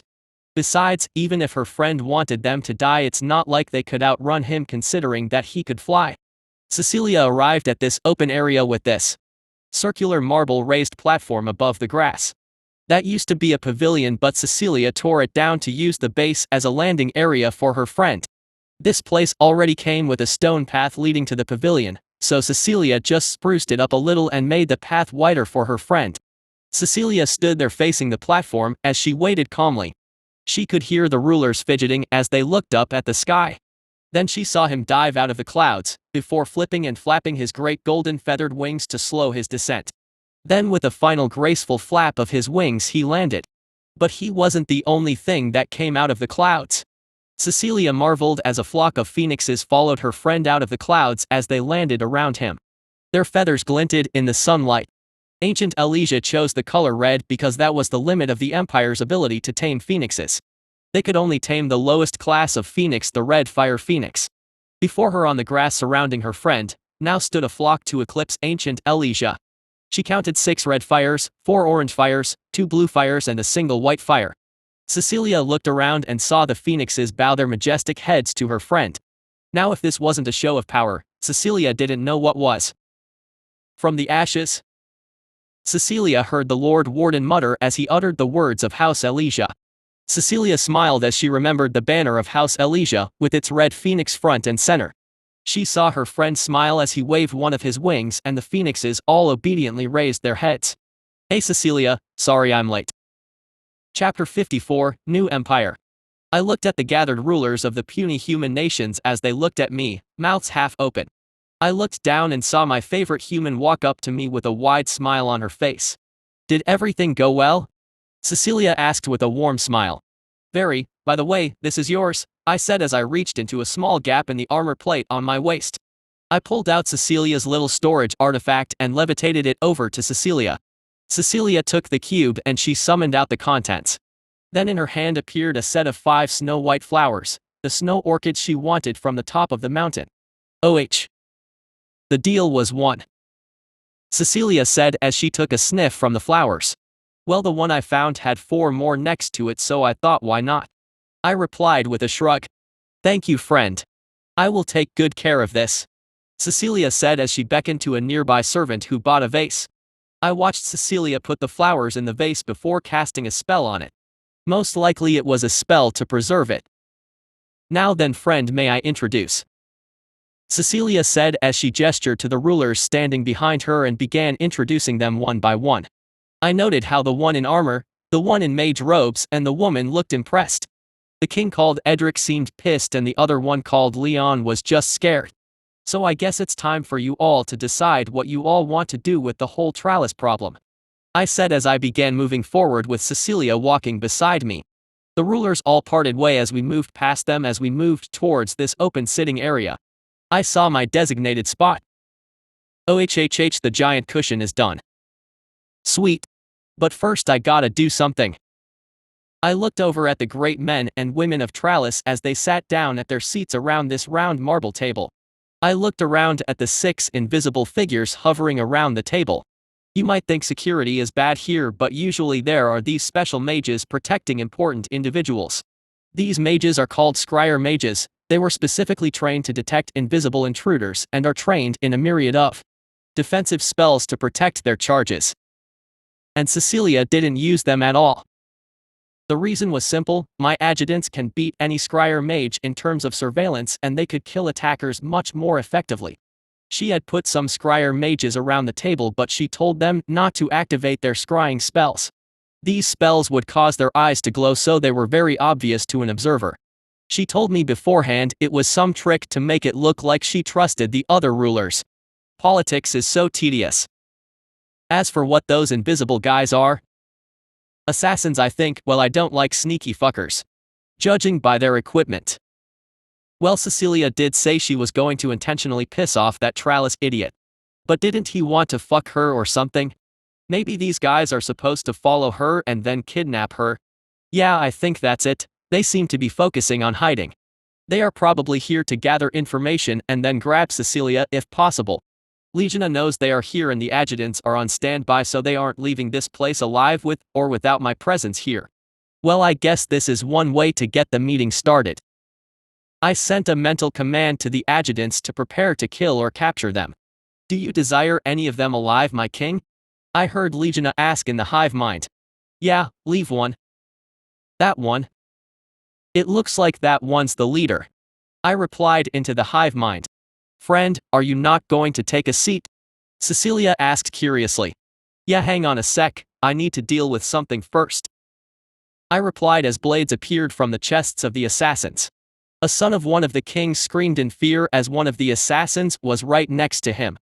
I watched as he stood from his seat, eyes wide in horror, as the assassin gurgled blood dribbling out of the corner of his mouth, a long white blade protruding from his chest.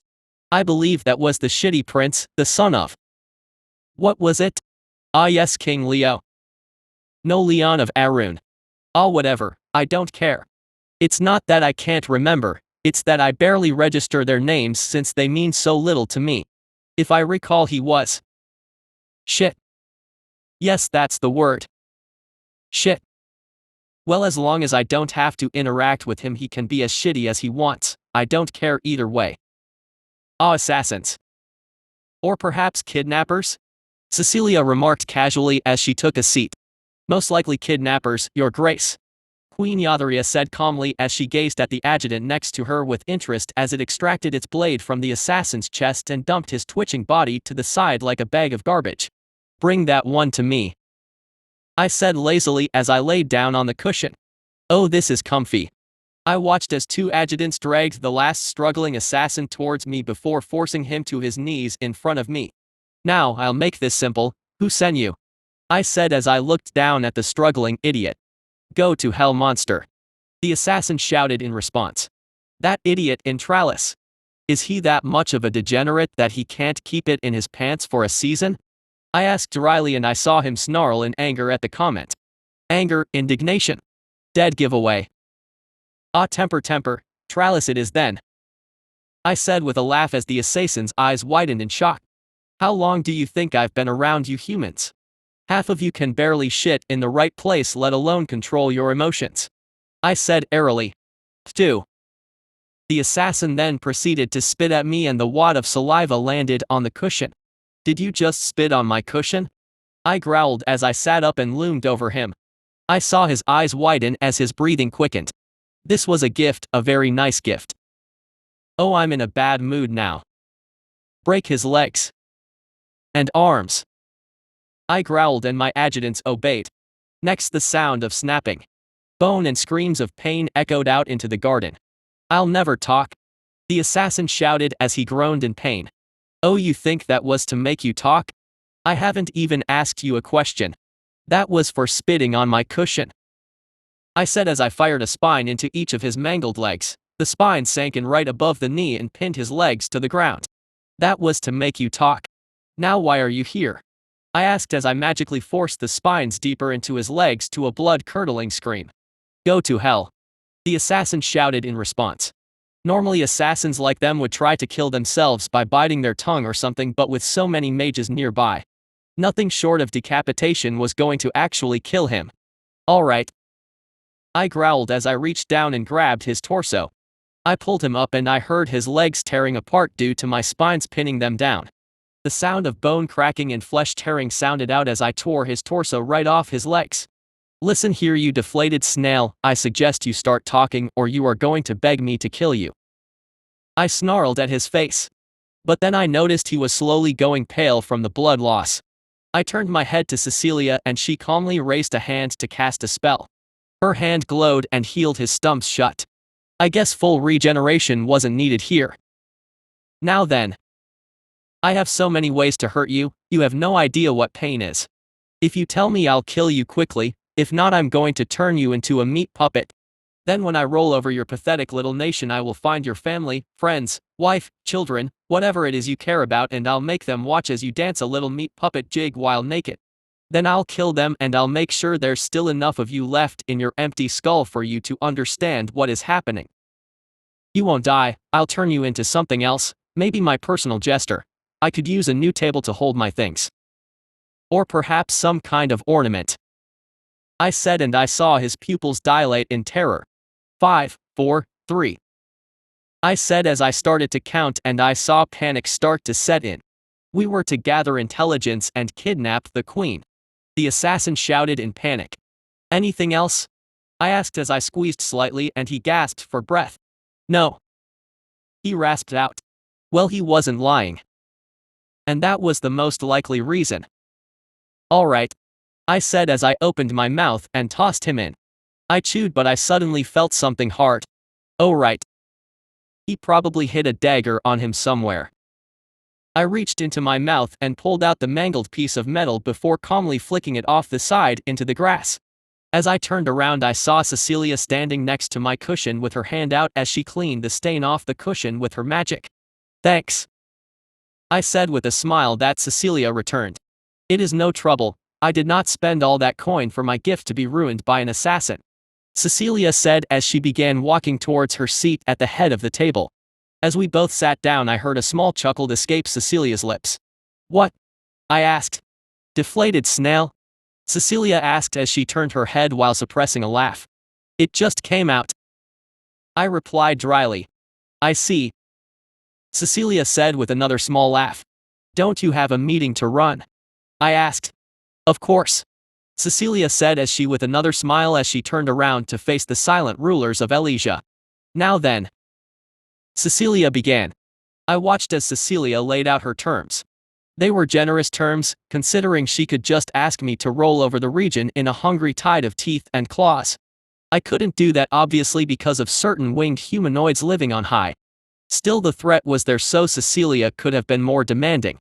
Those are generous terms, Queen Yadria said with a nod. So Istland will the hub of magic in the new empire? Archmagus Rel asked, his voice betraying his interest. Yes, I can think of no better place to be trusted with this responsibility. You are the heart of magical research and the main arcane archive of the Elysian Empire. I think you are best equipped to continue this tradition.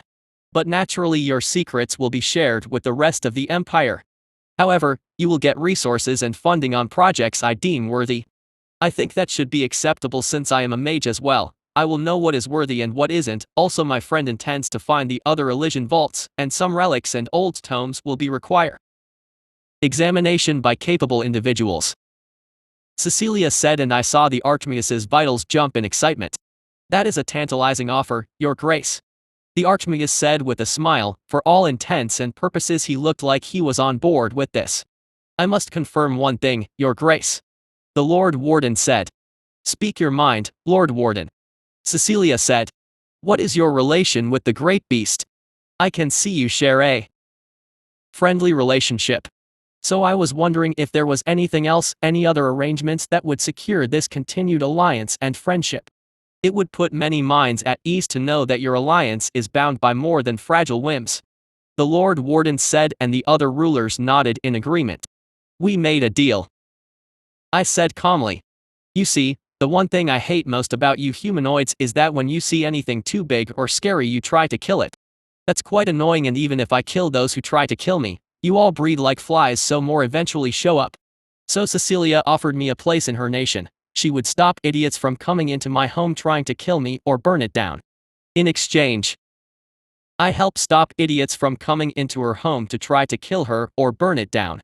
Pretty straightforward deal, I said with a wave of my hand. So I take it you will be willing to defend Elysia from Tralis? Queen Yadria said. Oh, I'll do more than that. I'll give Cecilia Tralis, all of it. By the way things are going, I think she'll probably get Pelis and Everlin too. I'm not interested in the territory, you humans can have it. But I am interested in the Volarian vaults, I said with a smile. So you will get first pick? King Leon asked. I could sense a little unhappiness. Greedy little shit. A spurious constitution indeed. Yes, it's not like all of you will be able to find it. It's been 8,000 years, how many vaults have you found? By the way, I am referring to the ones which were still properly sealed and you needed to actually put in the work to open it, not the ones that were broken when you found them. Not all vaults are created equal after all, I said.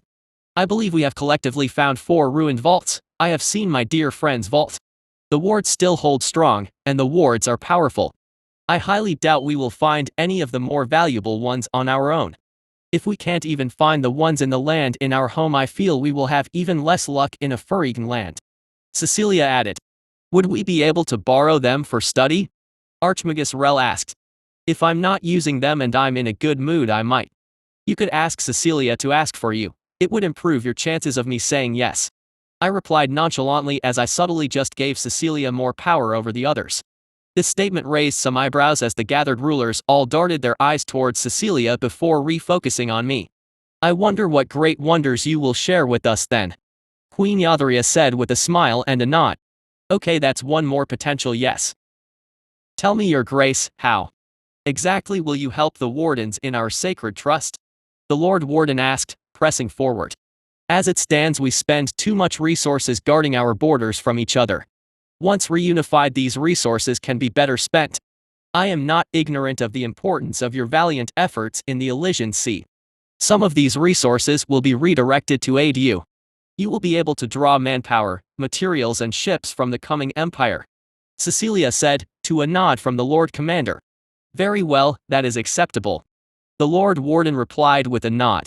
That's another yes. Queen Yadria, I am aware Kathy has always been at the whim of the trade tolls of the surrounding nations. With the borders gone, you can expect trade to commence much more efficiently. In addition, once the war is done, the Empire will likely need a logistics center. With your experience, I think you might do well at the role, Cecilia said as she acknowledged Queen Yadria's consent. Then what about Arun, Your Grace? Trading tolls to the west has been an important aspect of our economy, King Leon asked. There are other ways to earn money, Your Grace. Arun has some of the most fertile land in Elysia. We could improve your harvests, Cecilia offered. I can help you with that. My Hive are burrowers, we can plow your fields faster and on a larger scale. Part of my agreement with Cecilia was that I help enrich her nation, I added from the side. But that may cause prices to fall, King Leon replied. Then grow other things. If I recall, your region used to have a lot of vineyards in the Elysian Empire. You don't have to tenfold only wheat and barley, you could diversify. I know you humans like your wine, I retorted, betraying a slight irritation at how slow this idiot's mind worked. This comment caught the rulers off guard. Yeah, I admit it's a little weird for a beast like me to know commerce. As to why I know this, well, Everlin has a big library and I don't sleep. Either way, with the increased capacity, it would increase your revenue. Also, do not forget, I don't intend for the coming invasion to be left unanswered. I will have that prince chained at my feet, and more importantly, Everlyn will be brought back into the fold. My cousin Maria and Everlyn are Elysian. I will not forget that, even if the rest of the world has. Cecilia said, and I saw the Lord Warden give her an approving nod. So with the Tralis treasury at my disposal, you can expect more coin to be circulating in the economy. Which also means Marina will have more presence on maritime trade. Your fleets no longer need to guard your sea routes alone. With our forces combined, we can better secure the trade routes. Also, with Marina as the hub of maritime commerce, if we need to source foreign goods, I am sure you can make a nice profit as a middleman. Your trinkets and jewelry would also have a wider market. Cecilia added as she shifted her gaze to King Edric. He bit his lip as his hands shook. This was a very good deal if he could just put down his pride, that is. That is acceptable. King Leon of Arun said. I promise all of you a seat at our table. Cecilia said as she turned her head slightly to look at me. I intend for our lands to enter a new golden age. Gold will flow and we will all grow stronger together. All I ask is that you surrender your crowns. Cecilia said evenly. As she did so, a servant approached with a stack of parchment and began handing them out. Then a finer sheet of enchanted parchment was put in front of Cecilia. If you choose to sign, your signatures will appear on this treaty. Please read the terms. If you desire to return to your halls to discuss the matter, you may. There is no rush, but I hope we can have this settled within the fortnight. Cecilia explained as she tapped the enchanted parchment in front of her. I watched as the Lord Warden looked at the Archmagus for a moment, who gave him a small nod. No surprise there. Honestly, resisting me and Cecilia was suicide at this point. Me alone would be a massive problem. Throw in my hive and my new phoenixes. Well, let's just say there were easier ways to commit suicide. With such good terms, resisting would only mean a worse deal later down the line. They effectively have autonomy and only need to adhere to empire-wide decrees. In my opinion, the unified economy will benefit them much more than they would lose. With me around, their security is also quite secure. No other foreign nation can really threaten them if they sign. There is no need for further discussion. The Lord Warden said as he picked up the pen and signed his signature. The wardens are at your disposal, Empress Cecilia. The Lord Warden said as he bowed his head. At our disposal, Lord Warden, but I am not Empress yet. You are an order, not a state after all. Cecilia said with a gracious smile. You are now Empress. Archmagus Rel said as he penned his signature, and I saw his signature appear on the parchment in gold below the Lord Warden's. I am a proud woman, Empress. But there is a fine line between pride and stupidity. Queen Yadharia said as she raised her gaze slightly to look at the phoenixes surrounding the table. Their majestic figures looming over the table. I will not cross that line today. Queen Yadharia said as she signed her signature, as she reached up and removed her royal circlet before placing it on the table. This was apparently what had happened long ago when House Elysia claimed the region. They demanded the crowns of all the other houses and kept their crowns in their vault. A symbolic gesture to signal the exchange of power from sovereign to lord and lady. That's 3. 2 more. I would like to confer with my advisors first. King Leon muttered in response as he rose to his feet and pushed the pen away. If you will excuse me, I must now return to my halls. There is much to discuss. King Leon said shakily as he looked at Cecilia. Of course, Your Grace. I eagerly await your response, no matter what it is. Cecilia replied graciously. Now that was a subtle threat. Peace or war, we were ready for it. Good luck fighting in the dead of winter, dipshit. You will have your answer. King Edric said in response as he stood up and began walking off. Once the 2 kings and their delegations were gone, I heard Lady Yadharia let out a small chuckle. I wonder which is worse, a weak vacillating fool or rash hot-headed fool. Lady Yadharia said. At least the weak vacillating fool has a chance to land on the right side of the coin. Archmagus Rel said with a chuckle. Even a stopped clock is right twice per day. I doubt Marina will bend, they may have to be broken. The Lord Warden said gruffly from the side. I think so too. Another pointless war. Lady Yadharia said with a sigh. Then Empress, I think I should return to Warden's Vigil to marshal the wardens. They will be needed in the war to come. The Lord Warden said. I should return to Istland as well. I will need to rally the Night Enchanters. I trust we can expect swift travel across Cathay? Archmagus Rel asked as he looked at Lady Yadharia. Naturally. Will moving your force from Warden's Vigil be a problem, Lord Warden? Are the Ostayans giving you trouble? Lady Yadharia asked.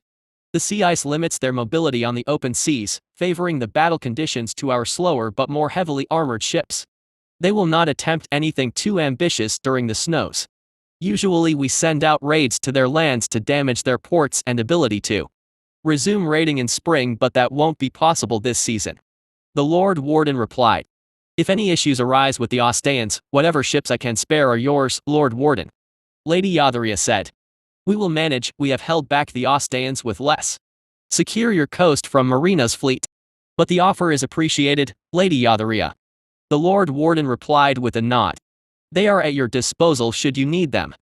Lady Yadharia said with a nod of her own. You should marshal your forces on the Arun border. A threat will entice King Edric to make the right choice. Cecilia said. I can handle Marina, just keep an eye on Arun for now. I said. Thank you, friend. Cecilia replied. Also, Lady Yadharia, you may keep your royal circlet and wear it. I am happy to instate you as the Duchess of Cathay. May your circlet be a symbol of your house's claim to that title.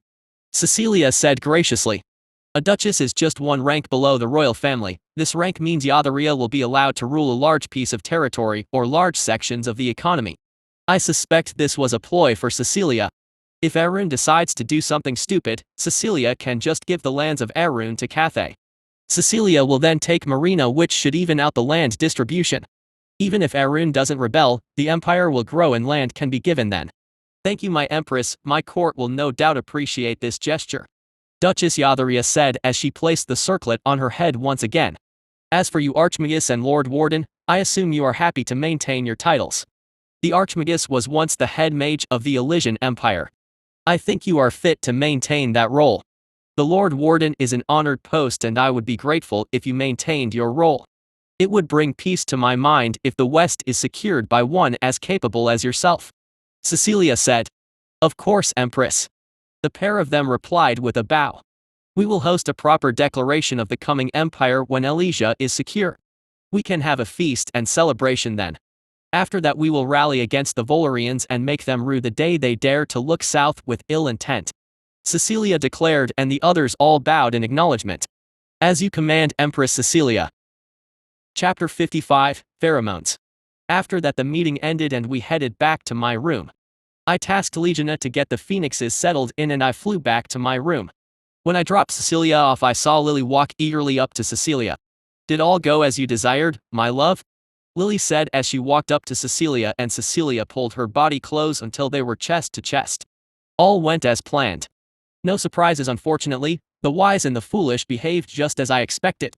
Cecilia said as she ran a hand along the back of Lily's waist.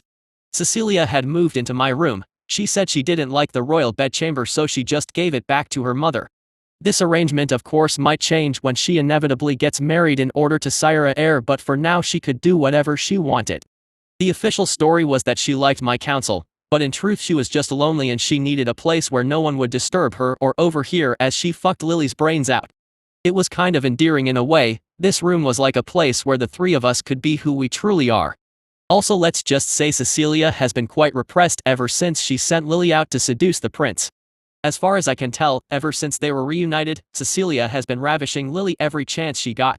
Which is kind of weird in a way, because Cecilia told me she had modeled Lily's new body after herself. Which means Cecilia is kinda fucking herself. Oh well, whatever floats her boat, I guess. I shifted my attention back to the pair of them. I saw that they were talking dirty to each other. I think this deserves a celebration. Cecilia said as she cupped Lily's cheek. Oh yes. What are you going to do? Lily replied lustfully. Oh, I am going to do so many things to you. Cecilia said as she leaned in and whispered into her ear before running her tongue along Lily's neck. Oh yes. I am yours. Lily said wetly, pink in the face. Then I heard a knock on the door. I turned and I immediately sensed the pair of them break apart as Lily smoothed out her ruffled dress. The dress near her chest was slightly ruffled from where Cecilia was groping her. Excuse me. Great beast. Are you in? I heard Beatrice call out from the other side of the door. I looked over at the pair and I saw Cecilia nod as she finished readjusting her dress as Lily stood behind her looking like a normal servant. Come in, I said as I watched the door open. Beatrice came in followed by that poor errand boy. Beatrice was holding a box and I had a feeling that my feather was in that box. Ah, Your Grace, Beatrice said with a bow. It's Empress now, I corrected and Beatrice flinched at the comment. My apologies, Empress, Beatrice said hurriedly. It's fine, what do you need, Madam Beatrice? Cecilia asked. Oh, I just wanted to tell you I managed to damage the feathers, Beatrice said excitedly. Oh, how have you accomplished this? Cecilia asked curiously. A special kind of poison, Beatrice said as she opened the box to reveal the feather that looks like it was half rotted. Poison doesn't rot things, do they? They cause dead flesh and then that rots. I know feathers rot but they don't rot that quickly. Plague manticore venom acts with the properties of a disease. There are special pathogens that are localized within the venom that only activate once in contact with organic matter. It causes accelerated decomposition as the pathogen eats the affected organic material. It is nicknamed the consuming venom because the venom quite literally eats away at the flesh, Beatrice explained as I levitated the feather in front of me to examine it. Now that is cool. Alright. I'm impressed, I said as I shedded an armor plate off my arm and I placed it on the floor next to her. It was a small piece that was at the joints so she should be able to carry this one out. As agreed, the next layer. Let's see how you do against that, I said and Beatrice's eyes lit up in excitement. This was good information. I didn't even know such venoms existed. My pathogens were diseases and toxins mixed together into a cocktail. I didn't know venoms could have disease-like properties that actively ate away at organic material. Well, I guess I should do something nice for these two. How was your date? I asked casually. Huh? Date? Beatrice asked. That dinner at the Just Friends diner, I replied as I looked down at the pair of them. I could smell the pheromones radiating off both of them. Beatrice liked the errand boy too, but she was just so clueless that she didn't know his very obvious advances were advances. I've heard all about it, the flowers, the chocolates and the massages. This silly girl still thinks it's a friendly gesture. Oh, we couldn't find that one, Beatrice replied as a bitter expression appeared on Aaron's face. I guess that wasn't a good date. If you are generous with the definition of a date, it must have closed down then. Now then I'm going to do you two a favor, I replied calmly. A favor? Beatrice asked. Yes, you see when you humans want to mate you let off this smell. And I can smell it whenever the two of you are together. It's radiating off you like a miasma, I said as I looked down at the pair of them and I saw Aaron's face turned scarlet but Beatrice's face turned red too. Both of you smell like that, I said as I looked at Aaron and his eyes widened as his embarrassment turned to shock. Wait, Aaron said. Yes, she likes you, she wants you to fuck her, I said in exasperation. And he wants to put his baby in you, I said as I looked down and shifted my head to look down at Beatrice whose face was so red, I could see an increased heat signature on her face. Oh, Aaron said, his face now tomato red. Oh, for the love of, I said as I watched the two of them fidget. I magiced the box and everything else they held out of their hands. Then I magically shoved the pair together until they were face to face. The two stared at each other eyes wide and were silent for a moment. Begin the mating ritual, I prompted with a wave of my hand. Again the two stayed silent as they looked at each other blushing. Do I have to write a script for you two? I asked dryly. Okay fine, Beatrice says, you really like me. Aaron says yes I do, would you like to go out for dinner? I said as I shifted my voice from a high-pitched one to mimic Beatrice and then a lower one to mimic Aaron. Do you? Aaron asked, finally plucking up his courage. Yes, Beatrice muttered in response. To dinner, not the other stuff, Beatrice added blushing furiously. Yay. Of course, Aaron responded with a stiff nod. Okay great. Great, Beatrice said awkwardly. I sighed as I watched the two idiots conduct their awkward mating ritual. It appears I must now go a step further. I imagined a parchment and quill in front of me and I began to write. It was obvious they didn't know what to do, so how do I counter this? Simple, really. With an itinerary? Okay. Listen up, you two. Since you two obviously don't know what to do now, I will plan an itinerary for you, I said as I began to write. We don't need. Aaron began in protest. Shut up, I said, cutting him off. Okay, Aaron muttered in response. All right, listen up, I said as I turned the parchment around for them to read as I began to read it aloud. Itinerary of a highly efficient mating ritual. Step 1, acquire mating partner. Step 2, go to eating establishment. Step 3, procure sustenance and intoxicating beverages. Step 4, inebriate. Step 5, go to potential mating locale. Step 6, mate. Step 7, sire children. Step 8, refer to Step 2. Understand? I said as I looked down at the pair of them with their mouths hanging slightly open in shock. Friend, I think that last bit is a little fast, I heard Cecilia say from beside me. Huh? Oh, the repeat part isn't supposed to be on the same day.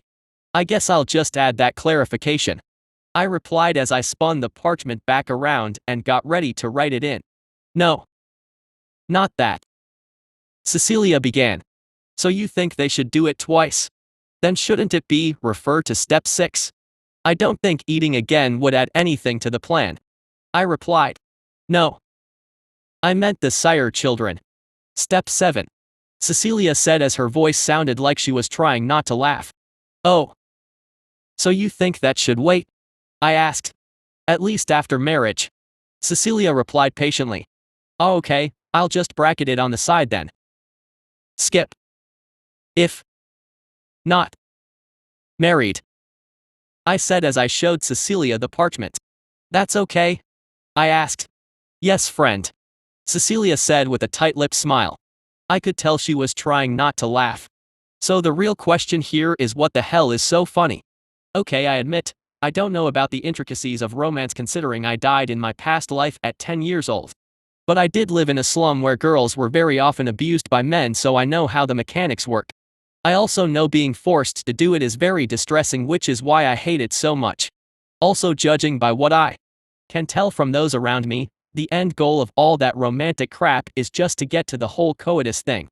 It was just a very time-consuming way to prove to the other side that you would be a good partner to create children with. So what if we cut out all the crap in between? Well, I can, because I can smell the pheromones. I know when humans want to procreate and they are interested in each other. So why wait? Just get right to it. If anything, I saved them time. Did I say anything incorrect? I asked as I magically shoved the pair of them out the room and slammed the door. No. Not exactly. It's just the way you said it, Cecilia replied with a giggle. You think it won't work? I asked defensively. No. I think it would work. It's just funny to watch, Cecilia replied with a smirk. Well, you wanna bet that Aaron boy will put a child in her? I challenged. How long do I have to wait? Until Beatrice becomes infertile? Cecilia asked dryly. In a year, I said. Well, it is a definite possibility. All right, tell you what, I'll bet if you bet something else with me, Cecilia replied coyly. What? I asked. I bet I can take Marina without an all-out battle. A few will probably die, but not many. Assuming the king declines to join the empire, of course, Cecilia said. All right, you're on. Same terms as before? I asked as I bent down to look at her smiling face. A little amendment. Since you were kind enough to get me 5 snow orchids today, I want to raise it to 5 snow orchids, Cecilia said as she held up 5 fingers. Then do I get to raise the amount of roasted cows I get? I asked. If you win both, I'll give you double the cows, Cecilia replied with a shrewd smile. So 20 cows? I asked. Yes, Cecilia replied as she crossed her arms with a confident smile on her face. You're on, I said with a smile of my own. Fantastic, Cecilia said as she clapped her hands before turning around and grabbing Lily by the waist. She pulled her into a deep and passionate kiss as she roughly pulled down the front of her servant dress, letting one breast spring loose. All the while Lily mewled into her mouth as Cecilia gave her large breast a squeeze. "Right, you go fuck her, silly, and I'll be reading. Let me know if you need anything."